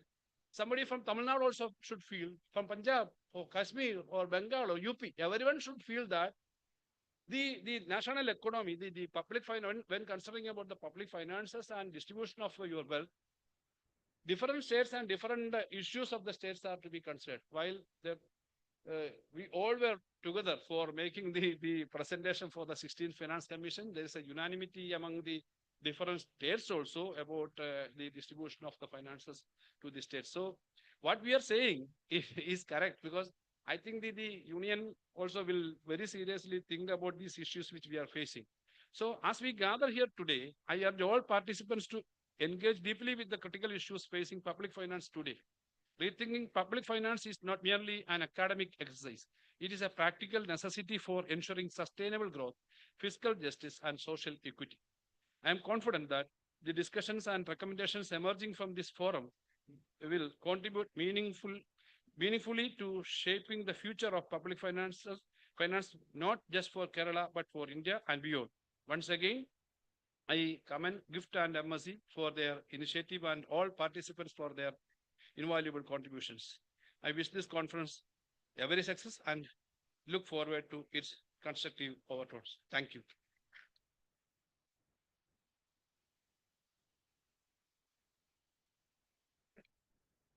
We are grateful for your presence and we extend a profound gratitude to you, sir. Ladies and gentlemen, we now come to an extremely special moment in this conference, the opportunity to honor and celebrate the distinguished scholars who have made outstanding contributions to the field of Indian public finance. Their work has shaped policy, deepened our understanding, and paved the way for future research and reforms. As we move forward, we'll now recognize the 20 eminent scholars for their contributions to academia and policymaking.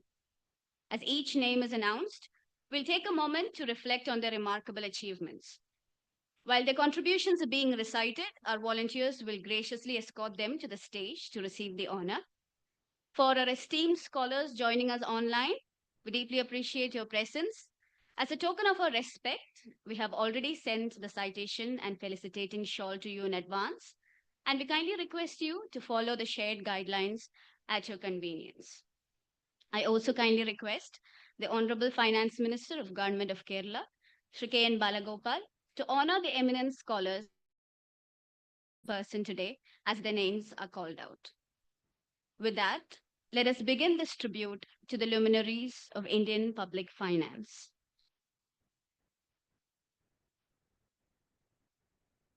Dr. C. Rangarajan, the Gulati Institute of Finance and Taxation and the Madras School of Economics are honored to celebrate Dr. C. Rangarajan, an eminent economist and visionary leader whose contributions have significantly shaped India's economic policy.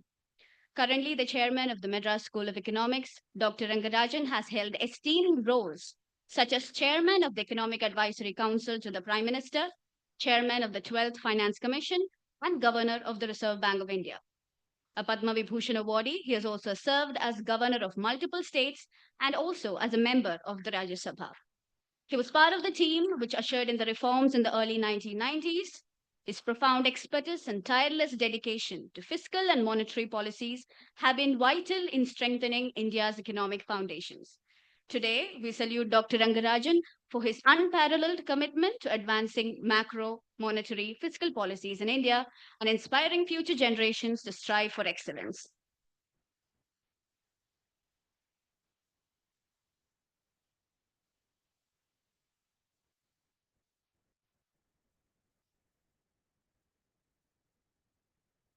Professor M.A. Oman. The Gulati Institute of Finance and Taxation and the Madras School of Economics are honored to celebrate Professor M.A. Oman, an exceptional economist, prolific author, visionary academic, and public intellectual. Currently a distinguished fellow at GIFT and an honorary fellow at the Center for Development Studies, his career includes serving as Dean of Social Science at Calicut University, Director of IMG, and Chair at the Institute of Social Sciences. He also chaired the Institute for Sustainable Development and Governance, the Committee on Decentralization and Development, and the Fourth State Finance Commission. He has been the recipient of numerous accolades, including the Kerala government's Lifetime Achievement Award in 2023. Professor Oman has pioneering works in local finance and fiscal decentralization. Authored numerous books and research papers, he has meticulously chronicled 7 decades of Kerala's economic history, leaving an everlasting legacy in academia and public policy.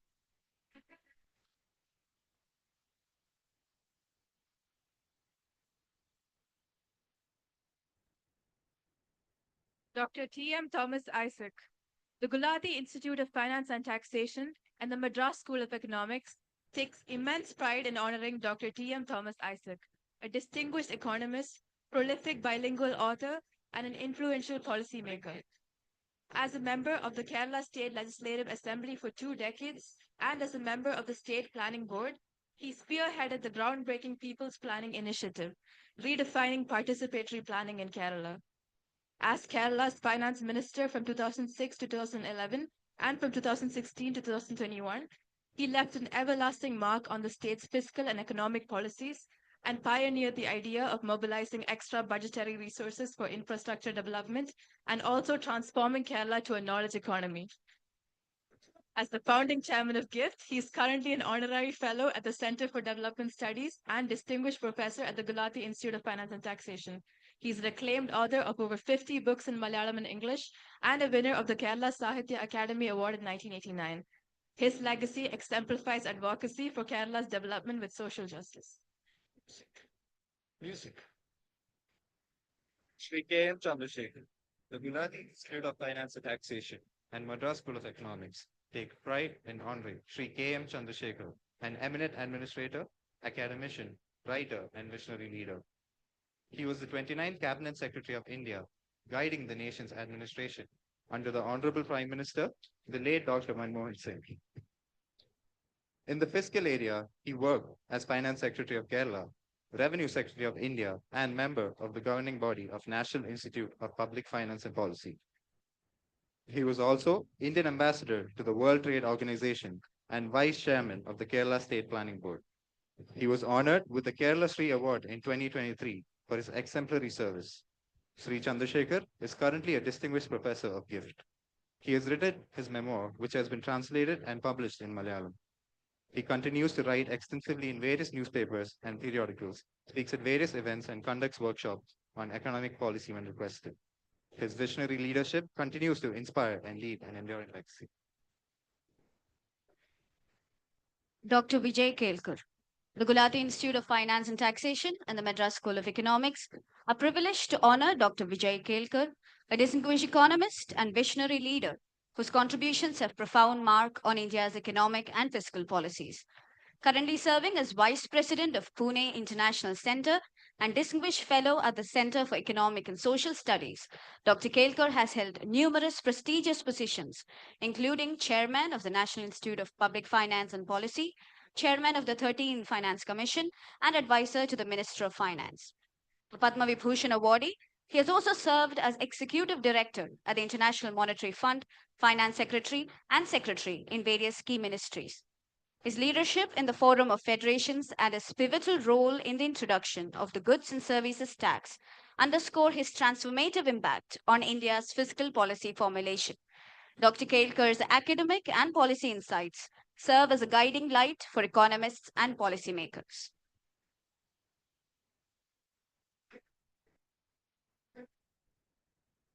Dr. Y.V. Reddy. The Gulati Institute of Finance and Taxation and the Madras School of Economics take pride in honoring Dr. Y.V. Reddy, a distinguished economist and visionary policymaker whose contributions left an indelible mark on India's economic policies. Dr. Reddy has held numerous prestigious positions, including Chairman of the 14th Finance Commission, Governor of the Reserve Bank of India, and Executive Director at the International Monetary Fund. A Padma Vibhushan awardee, he has also served as Deputy Governor of the RBI, Advisor to the World Bank, and Secretary in the Ministry of Finance. His leadership in global financial reforms, including his role as a member of the United Nations Commission on Reforms of International Monetary and Financial Systems, underscores his valuable contributions to international and domestic economic frameworks.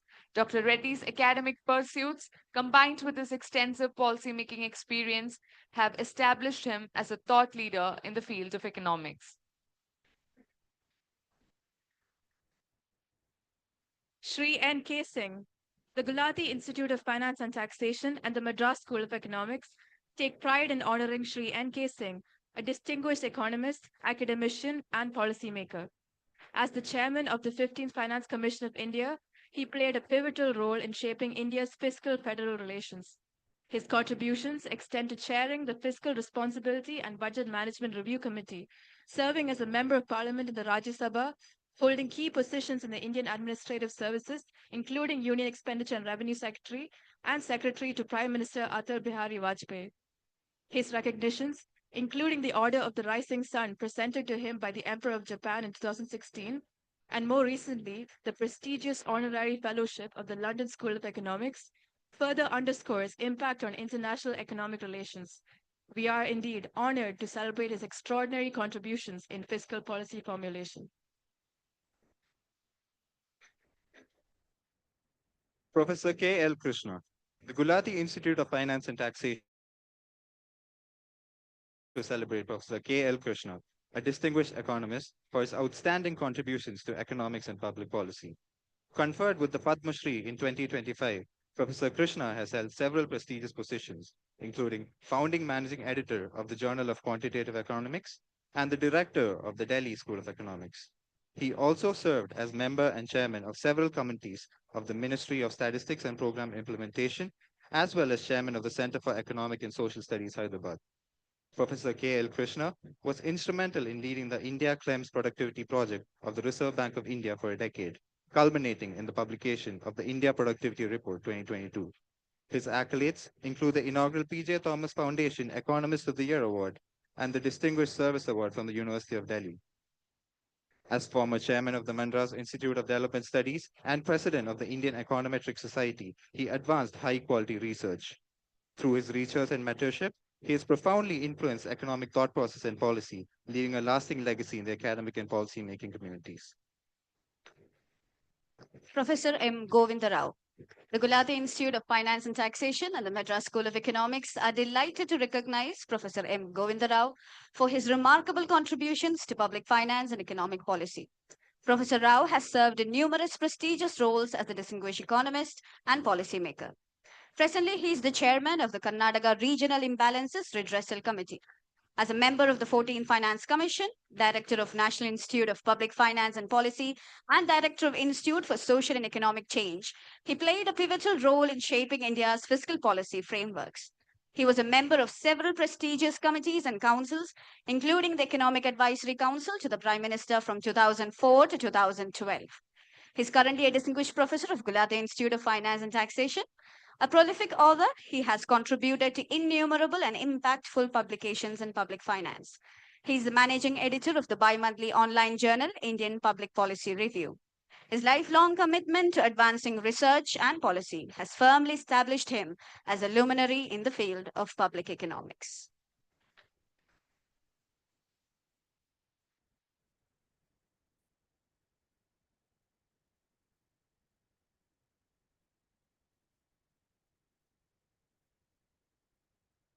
Professor D.K. Srivastava.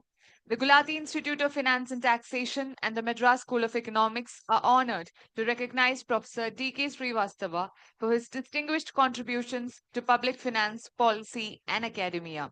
Currently, Chief Policy Advisor at Ernst & Young India and Honorary Professor at Madras School of Economics, Professor Srivastava has played pivotal roles, including as a member of the 12th Finance Commission and Director of Madras School of Economics. Previously, he served as a professor at the National Institute for Public Finance and Policy. Professor Srivastava has mentored numerous scholars and published extensively in reputed journals. His leadership and extensive research continue to shape public finance and federal policies, leaving an enduring legacy in the realms of economics and governance in India.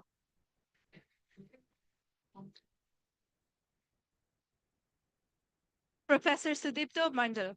The Gulati Institute of Finance and Taxation and the Madras School of Economics are proud to honor Professor Sudipto Mandal for his illustrious career in economics and public policy. He has held prominent academic positions, including as an emeritus professor and Reserve Bank of India chair professor at the National Institute of Public Finance and Policy, and as a distinguished fellow at the National Council of Applied Economic Research. He was also a Fulbright scholar at Yale University, a Joe and Robinson Memorial Fellow at King's College, Cambridge University, and a visiting fellow at the Japan Foundation, Tokyo, and the Institute of Social Studies at The Hague. Professor Mandal was an economic advisor in India's Ministry of Finance and a member of the 14th Finance Commission. He also served in key roles at the Asian Development Bank, culminating as director in the Strategy and Policy Department. Professor Mandal is currently the chairman of the board at the Center for Development Studies. His significant contributions to fiscal and monetary policy, development economics, and governance have left a profound legacy. Dr. Ashok Lahiri. The Gulati Institute of Finance and Taxation and the Madras School of Economics are privileged to honor Dr. Ashok Lahiri for his outstanding contributions to economics and public policy. A member of the West Bengal Legislative Assembly, Dr. Lahiri has served as the 12th Chief Economic Advisor to the Government of India and as a member of the 15th Finance Commission. His illustrious career includes leadership roles such as Chairman of Bandhan Bank, Executive Director of the Asian Development Bank, and Director of the National Institute of Public Finance and Policy. Dr. Lahiri has also worked with the World Bank and the International Monetary Fund as a consultant and senior economist, respectively. A prolific writer, he has published extensively in academic journals and popular media, addressing both economic and electoral politics. His legacy continues to shape economic thought and governance in India and beyond. Professor Patnaik. The Gulati Institute of Finance and Taxation and the Madras School of Economics are privileged to honor Professor Patnaik for his exceptional contributions to economics and policy making. Professor Patnaik, who held the Sukhmoy Chakravarti Chair at the Center for Economic Studies and Planning, Jawaharlal Nehru University at the time of his retirement, is currently Professor Emeritus there. He served as Vice Chairman of the Kerala State Planning Board and was part of a high-powered United Nations task force chaired by Professor Joseph Stiglitz, recommending reforms for the global financial system. Editor of the journal Social Scientist, he has advanced critical discourse in economics. He was honored in 2012 with an honorary doctorate of science from the School of Oriental and African Studies, University of London, and in 2022 with the Malcolm Adiseshaya Award. His legacy continues to enrich economic thought and policy.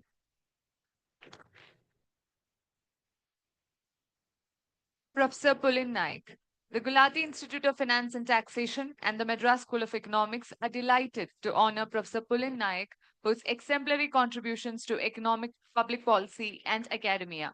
With a distinguished career, he has served as Professor of Economics at the Delhi School of Economics from 1996 to 2015, during which he was head of the Economics Department and director of DSE. Professor Naik has also held prestigious positions, including member of the Prime Minister's Economic Advisory Council, advisor to the Planning Commission, and Reserve Bank of India professor at National Institute of Public Finance and Policy. An influential scholar, he has contributed to public economics, development economics, and the history of economic thought. Honored with a doctorate, honoris causa by Berhampur University, Professor Naik has inspired generations of economists through his research, teaching, and leadership in prominent academic and policy institutions, leaving a lasting legacy. Professor Jayati Ghosh. The Gulati Institute of Finance and Taxation and the Madras School of Economics proudly recognize Professor Jayati Ghosh for her outstanding contributions to global economic discourse and policy making. Currently a professor at the Department of Economics, University of Massachusetts, Amherst, USA, she previously served at Jawaharlal Nehru University, where her work in development economics and social sciences gained widespread acclaim. Honored with prestigious awards such as the John Kenneth Galbraith Award, the Malcolm Adiseshiya Award, and the ILO Decent Work Research Prize, she has delivered notable lectures, including the Ralph Miliband Lecture at the London School of Economics and the Lancet Lecture at University College London. Through her impactful research articles and books, Professor Ghosh embodies a commitment to and nurturing inclusive growth. Professor C.P. Chandrasekhar. The Gulati Institute of Finance and Taxation and the Madras School of Economics take great pride in honoring Professor C.P. Chandrasekhar for his exceptional contributions to economics and development studies. As a former professor at the Center for Economic Studies and Planning, Professor Chandrasekhar has profoundly influenced the field through his teaching and research. As a founding member of IDEAS and member of the Executive Committee of the World Economics Association, he has actively engaged in global discourse, contributing to impactful research and publications. Recipient of the 2009 Malcolm Adiseshiya Award, he has also served as visiting senior lecturer at SOAS, University of London, and as executive editor of the Deccan Herald Group of Publications. Professor Chandrasekhar's legacy continues to inspire the economic and academic communities.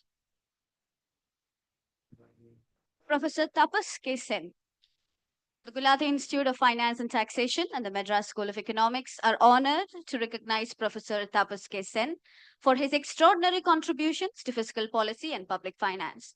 Having served at the National Institute of Public Finance and Policy in various capacities, from economist to senior fellow, he played a pivotal role in advancing fiscal research.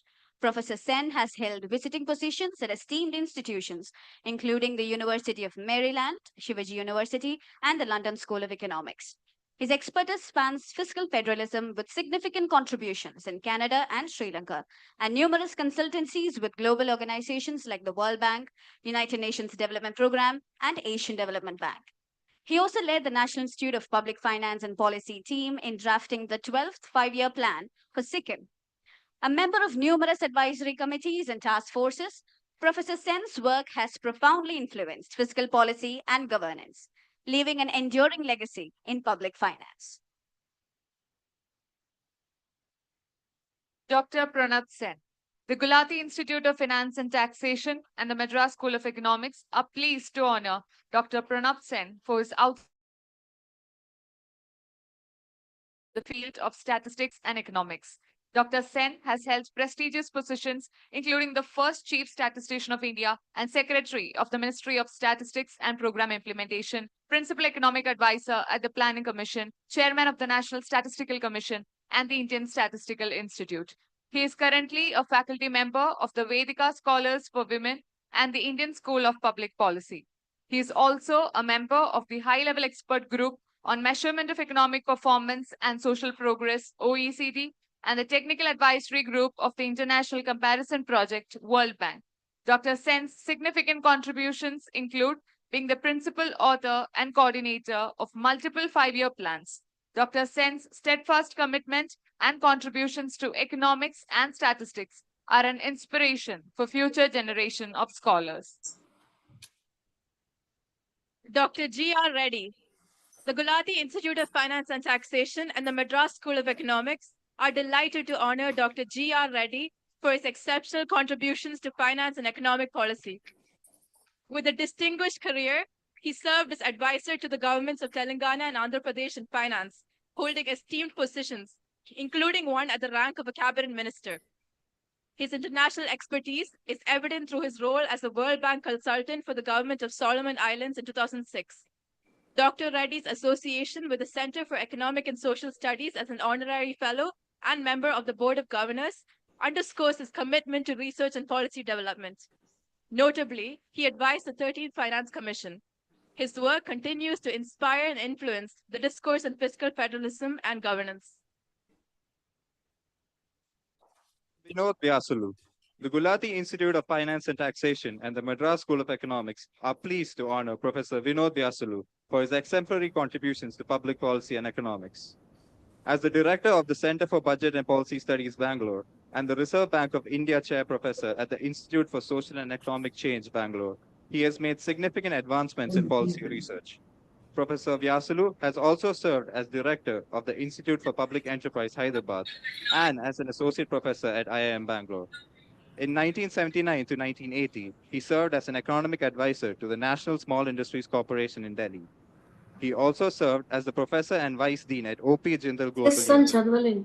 With extensive work for the International Labour Organization, World Bank, and United Nations Development Programme, his expertise spans welfare economics, public economics, and development economics, profoundly influencing policy making and academic communities.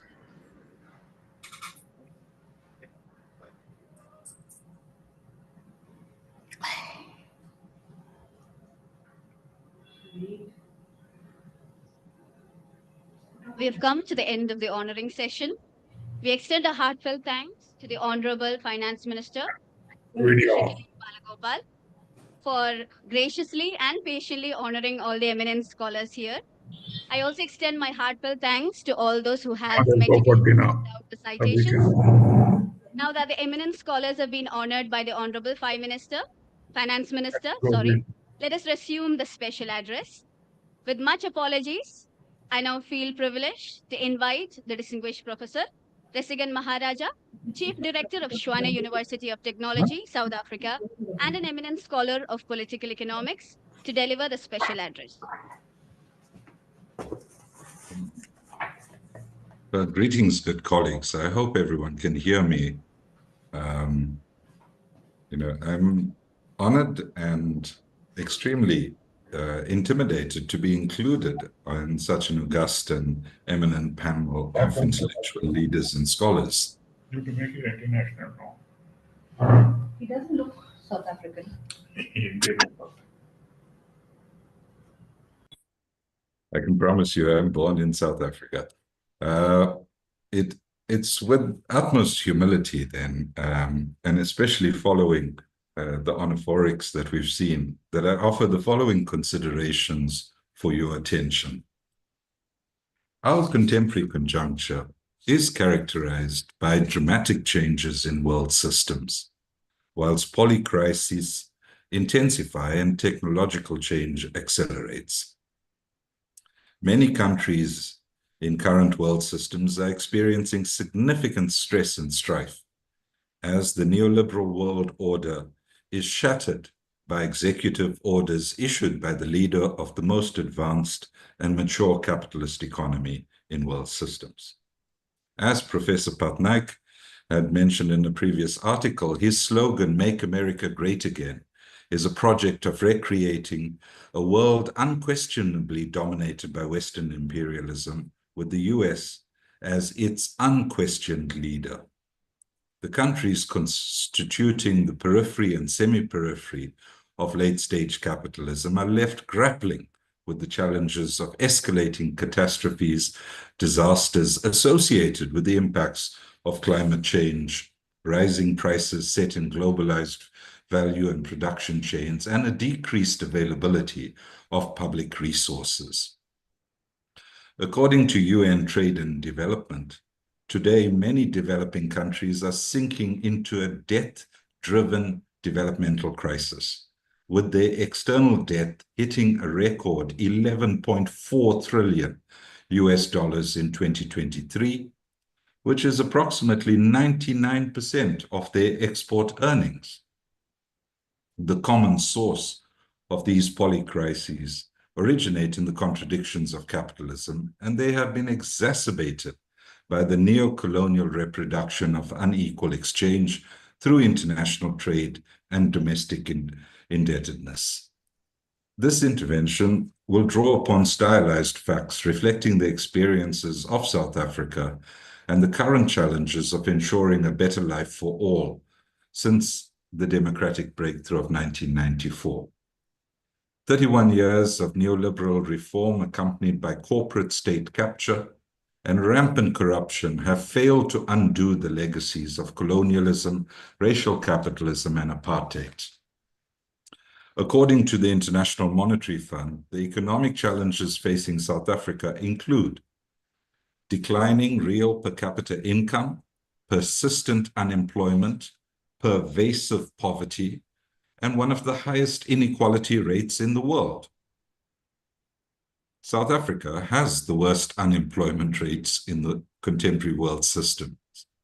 According to a household survey of employment, South Africa was home to approximately 41.6 million people of working age at the end of last year.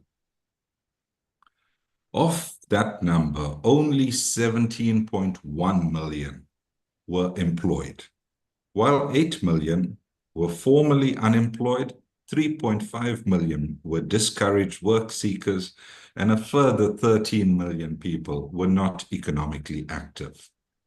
I'm sure with such an audience, you all could have done the calculations and realize the total of those employed is far less in our total population than those that are not gainfully included in the economy itself. The World Bank estimates, therefore, that approximately 20% of the South African population, which is approximately 13.2 million people, were living under the international absolute poverty threshold of $2.15 per day, which in South African rands is 38 Rand 90, or in Indian rupees, 186.33 rupees. So it's now well acknowledged beyond those of us that critique the political economy that just 10% of South Africa's population owns 80% of the country's wealth. According to Statistics South Africa, approximately 3.7 million households, and households range in excess of 5 members, faced moderate to severe food insecurity, while 1.5 million people endured severe hunger just 2 years ago. The precarities confronting the majority of South Africans also include homelessness and deteriorating public infrastructures. In the face of these mounting challenges, the inability of the Ministry of Finance and the National Treasury to get the support of his cabinet colleagues to table the national budget of the country on the 19th of February this year represented a significant failure of the Government of National Unity, which is a coalition of 10 political parties of various ideological orientations and track records.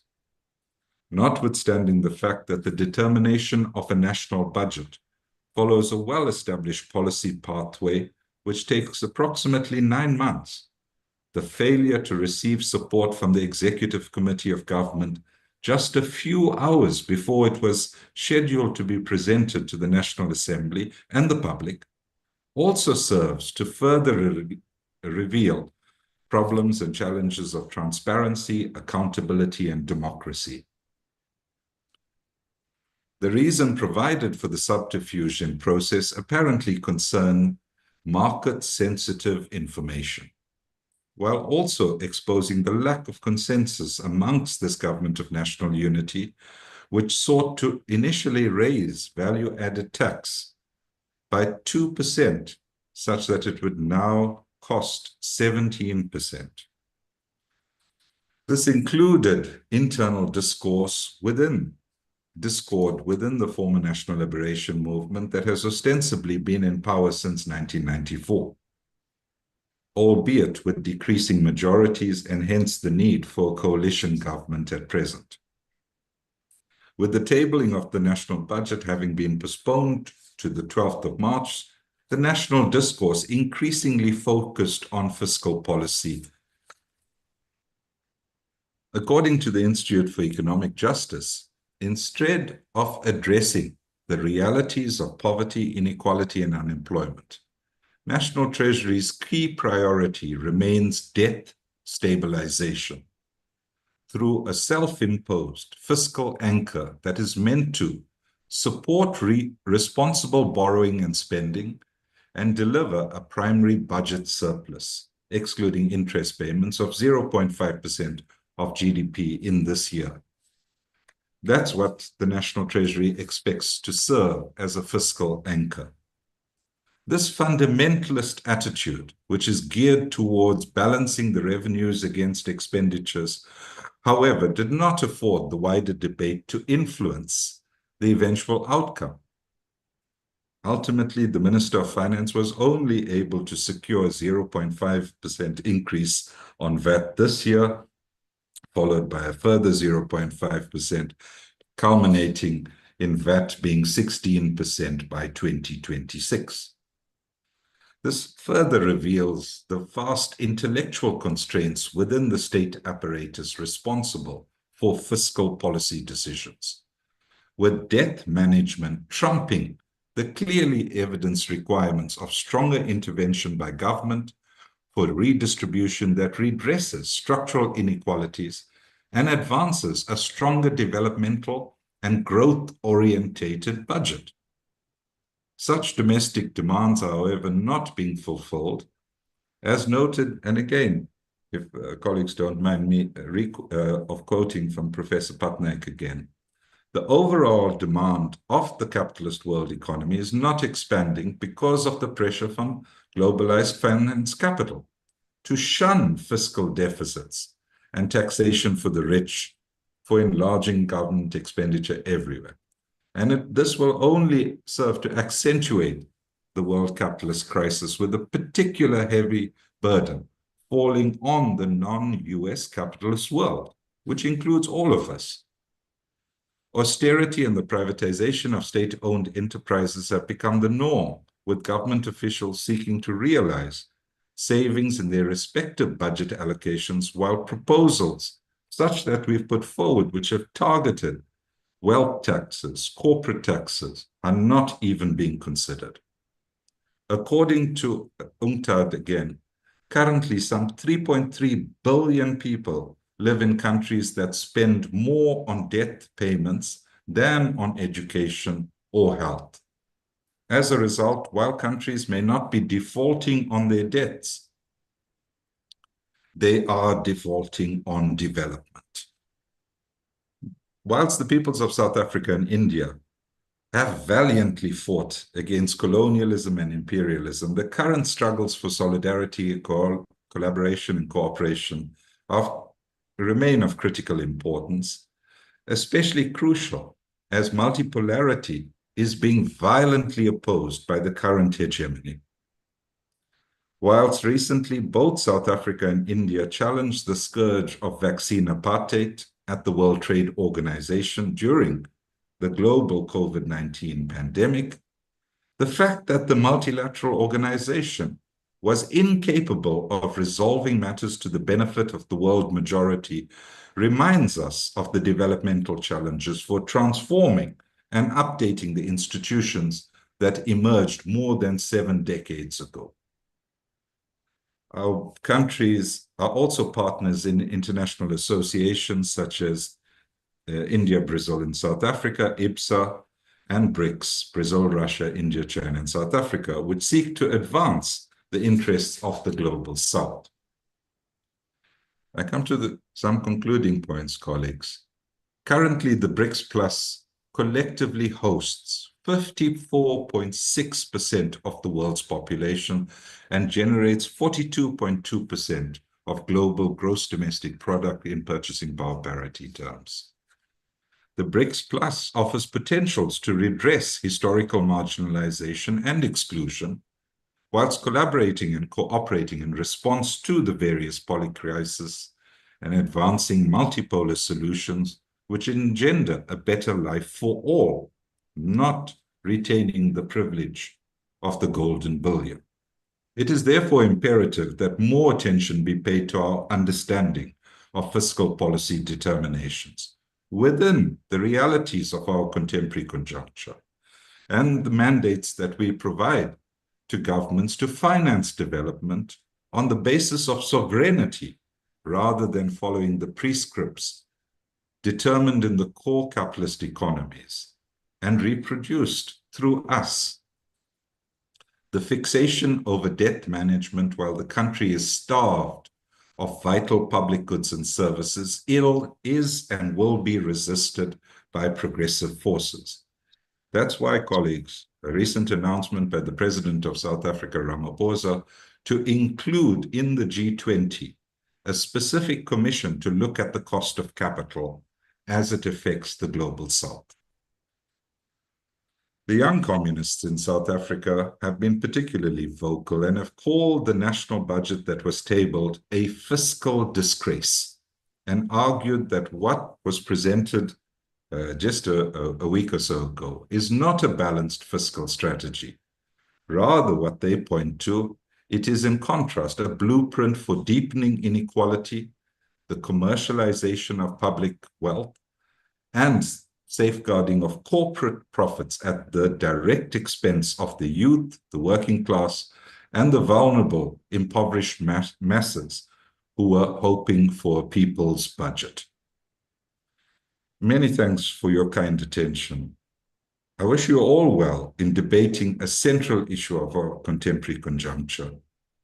We in South Africa are also looking forward to read the papers that are delivered and engaging further with the outcomes of this conference. It is crucially important, and I really support from your Chief Minister together with the Finance Minister's points about pragmatism, flexibility, and us being able to write the theories according to the facts. Thank you very much, colleagues.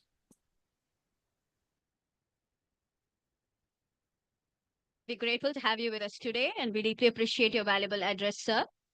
Lastly, as we near the completion of this opening ceremony, we earnestly invite Dr. Ranjit P.S., Assistant Professor of Gulati Institute of Finance and Taxation and Faculty Coordinator of the conference, to extend a word of thanks to the gathering.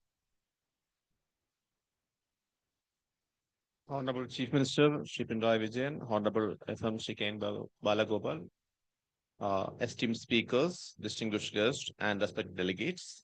It is my privilege to stand in front of this distinguished gathering of public finance experts and extend vote of thanks on behalf of the program committee at the conclusion of this inaugural function. First and foremost, I express our deep gratitude to Shri Pinarayi Vijayan, Honorable Chief Minister of Kerala, for inaugurating this event with his insightful address. Our sincere thanks to Shri K.N. Balagopal, Honorable Finance Minister of Kerala, for chairing the event and delivering the presidential address. A special thanks to Dr. C. Rengarajan, former chairman, Reserve Bank of India, for his illuminating keynote address, which has laid a strong foundation for our discussions over the next 3 days. We also deeply grateful to Professor V.K. Ramachandran, Professor Patnaik, Shri K.M. Chandrasekhar, Professor Rethinking Maharaj for their thought-provoking special addresses, which will undoubtedly resonate in the forthcoming plenary sessions. I would also like to extend my sincere appreciations to all 20 eminent scholars honored at this conference for their gracious presence, adding prestige and significance to this occasion. A heartfelt thanks to Professor K.J. Joseph for the warm welcome and Professor N.R. Bhanamurthy for introducing us to the core themes of this conference. We are grateful to our partnering organization, Indian Council for Social Science Research, Fiscal Policy Institute, Thapar Institute of Engineering and Technology, and the Kerala Economic Association for their invaluable support in ensuring the smooth and successful conduct of this event. Finally, I thank each one of you for your active participation and engagement. We look forward a meaningful and enriching discussions in the upcoming plenary and technical sessions ahead. Thank you.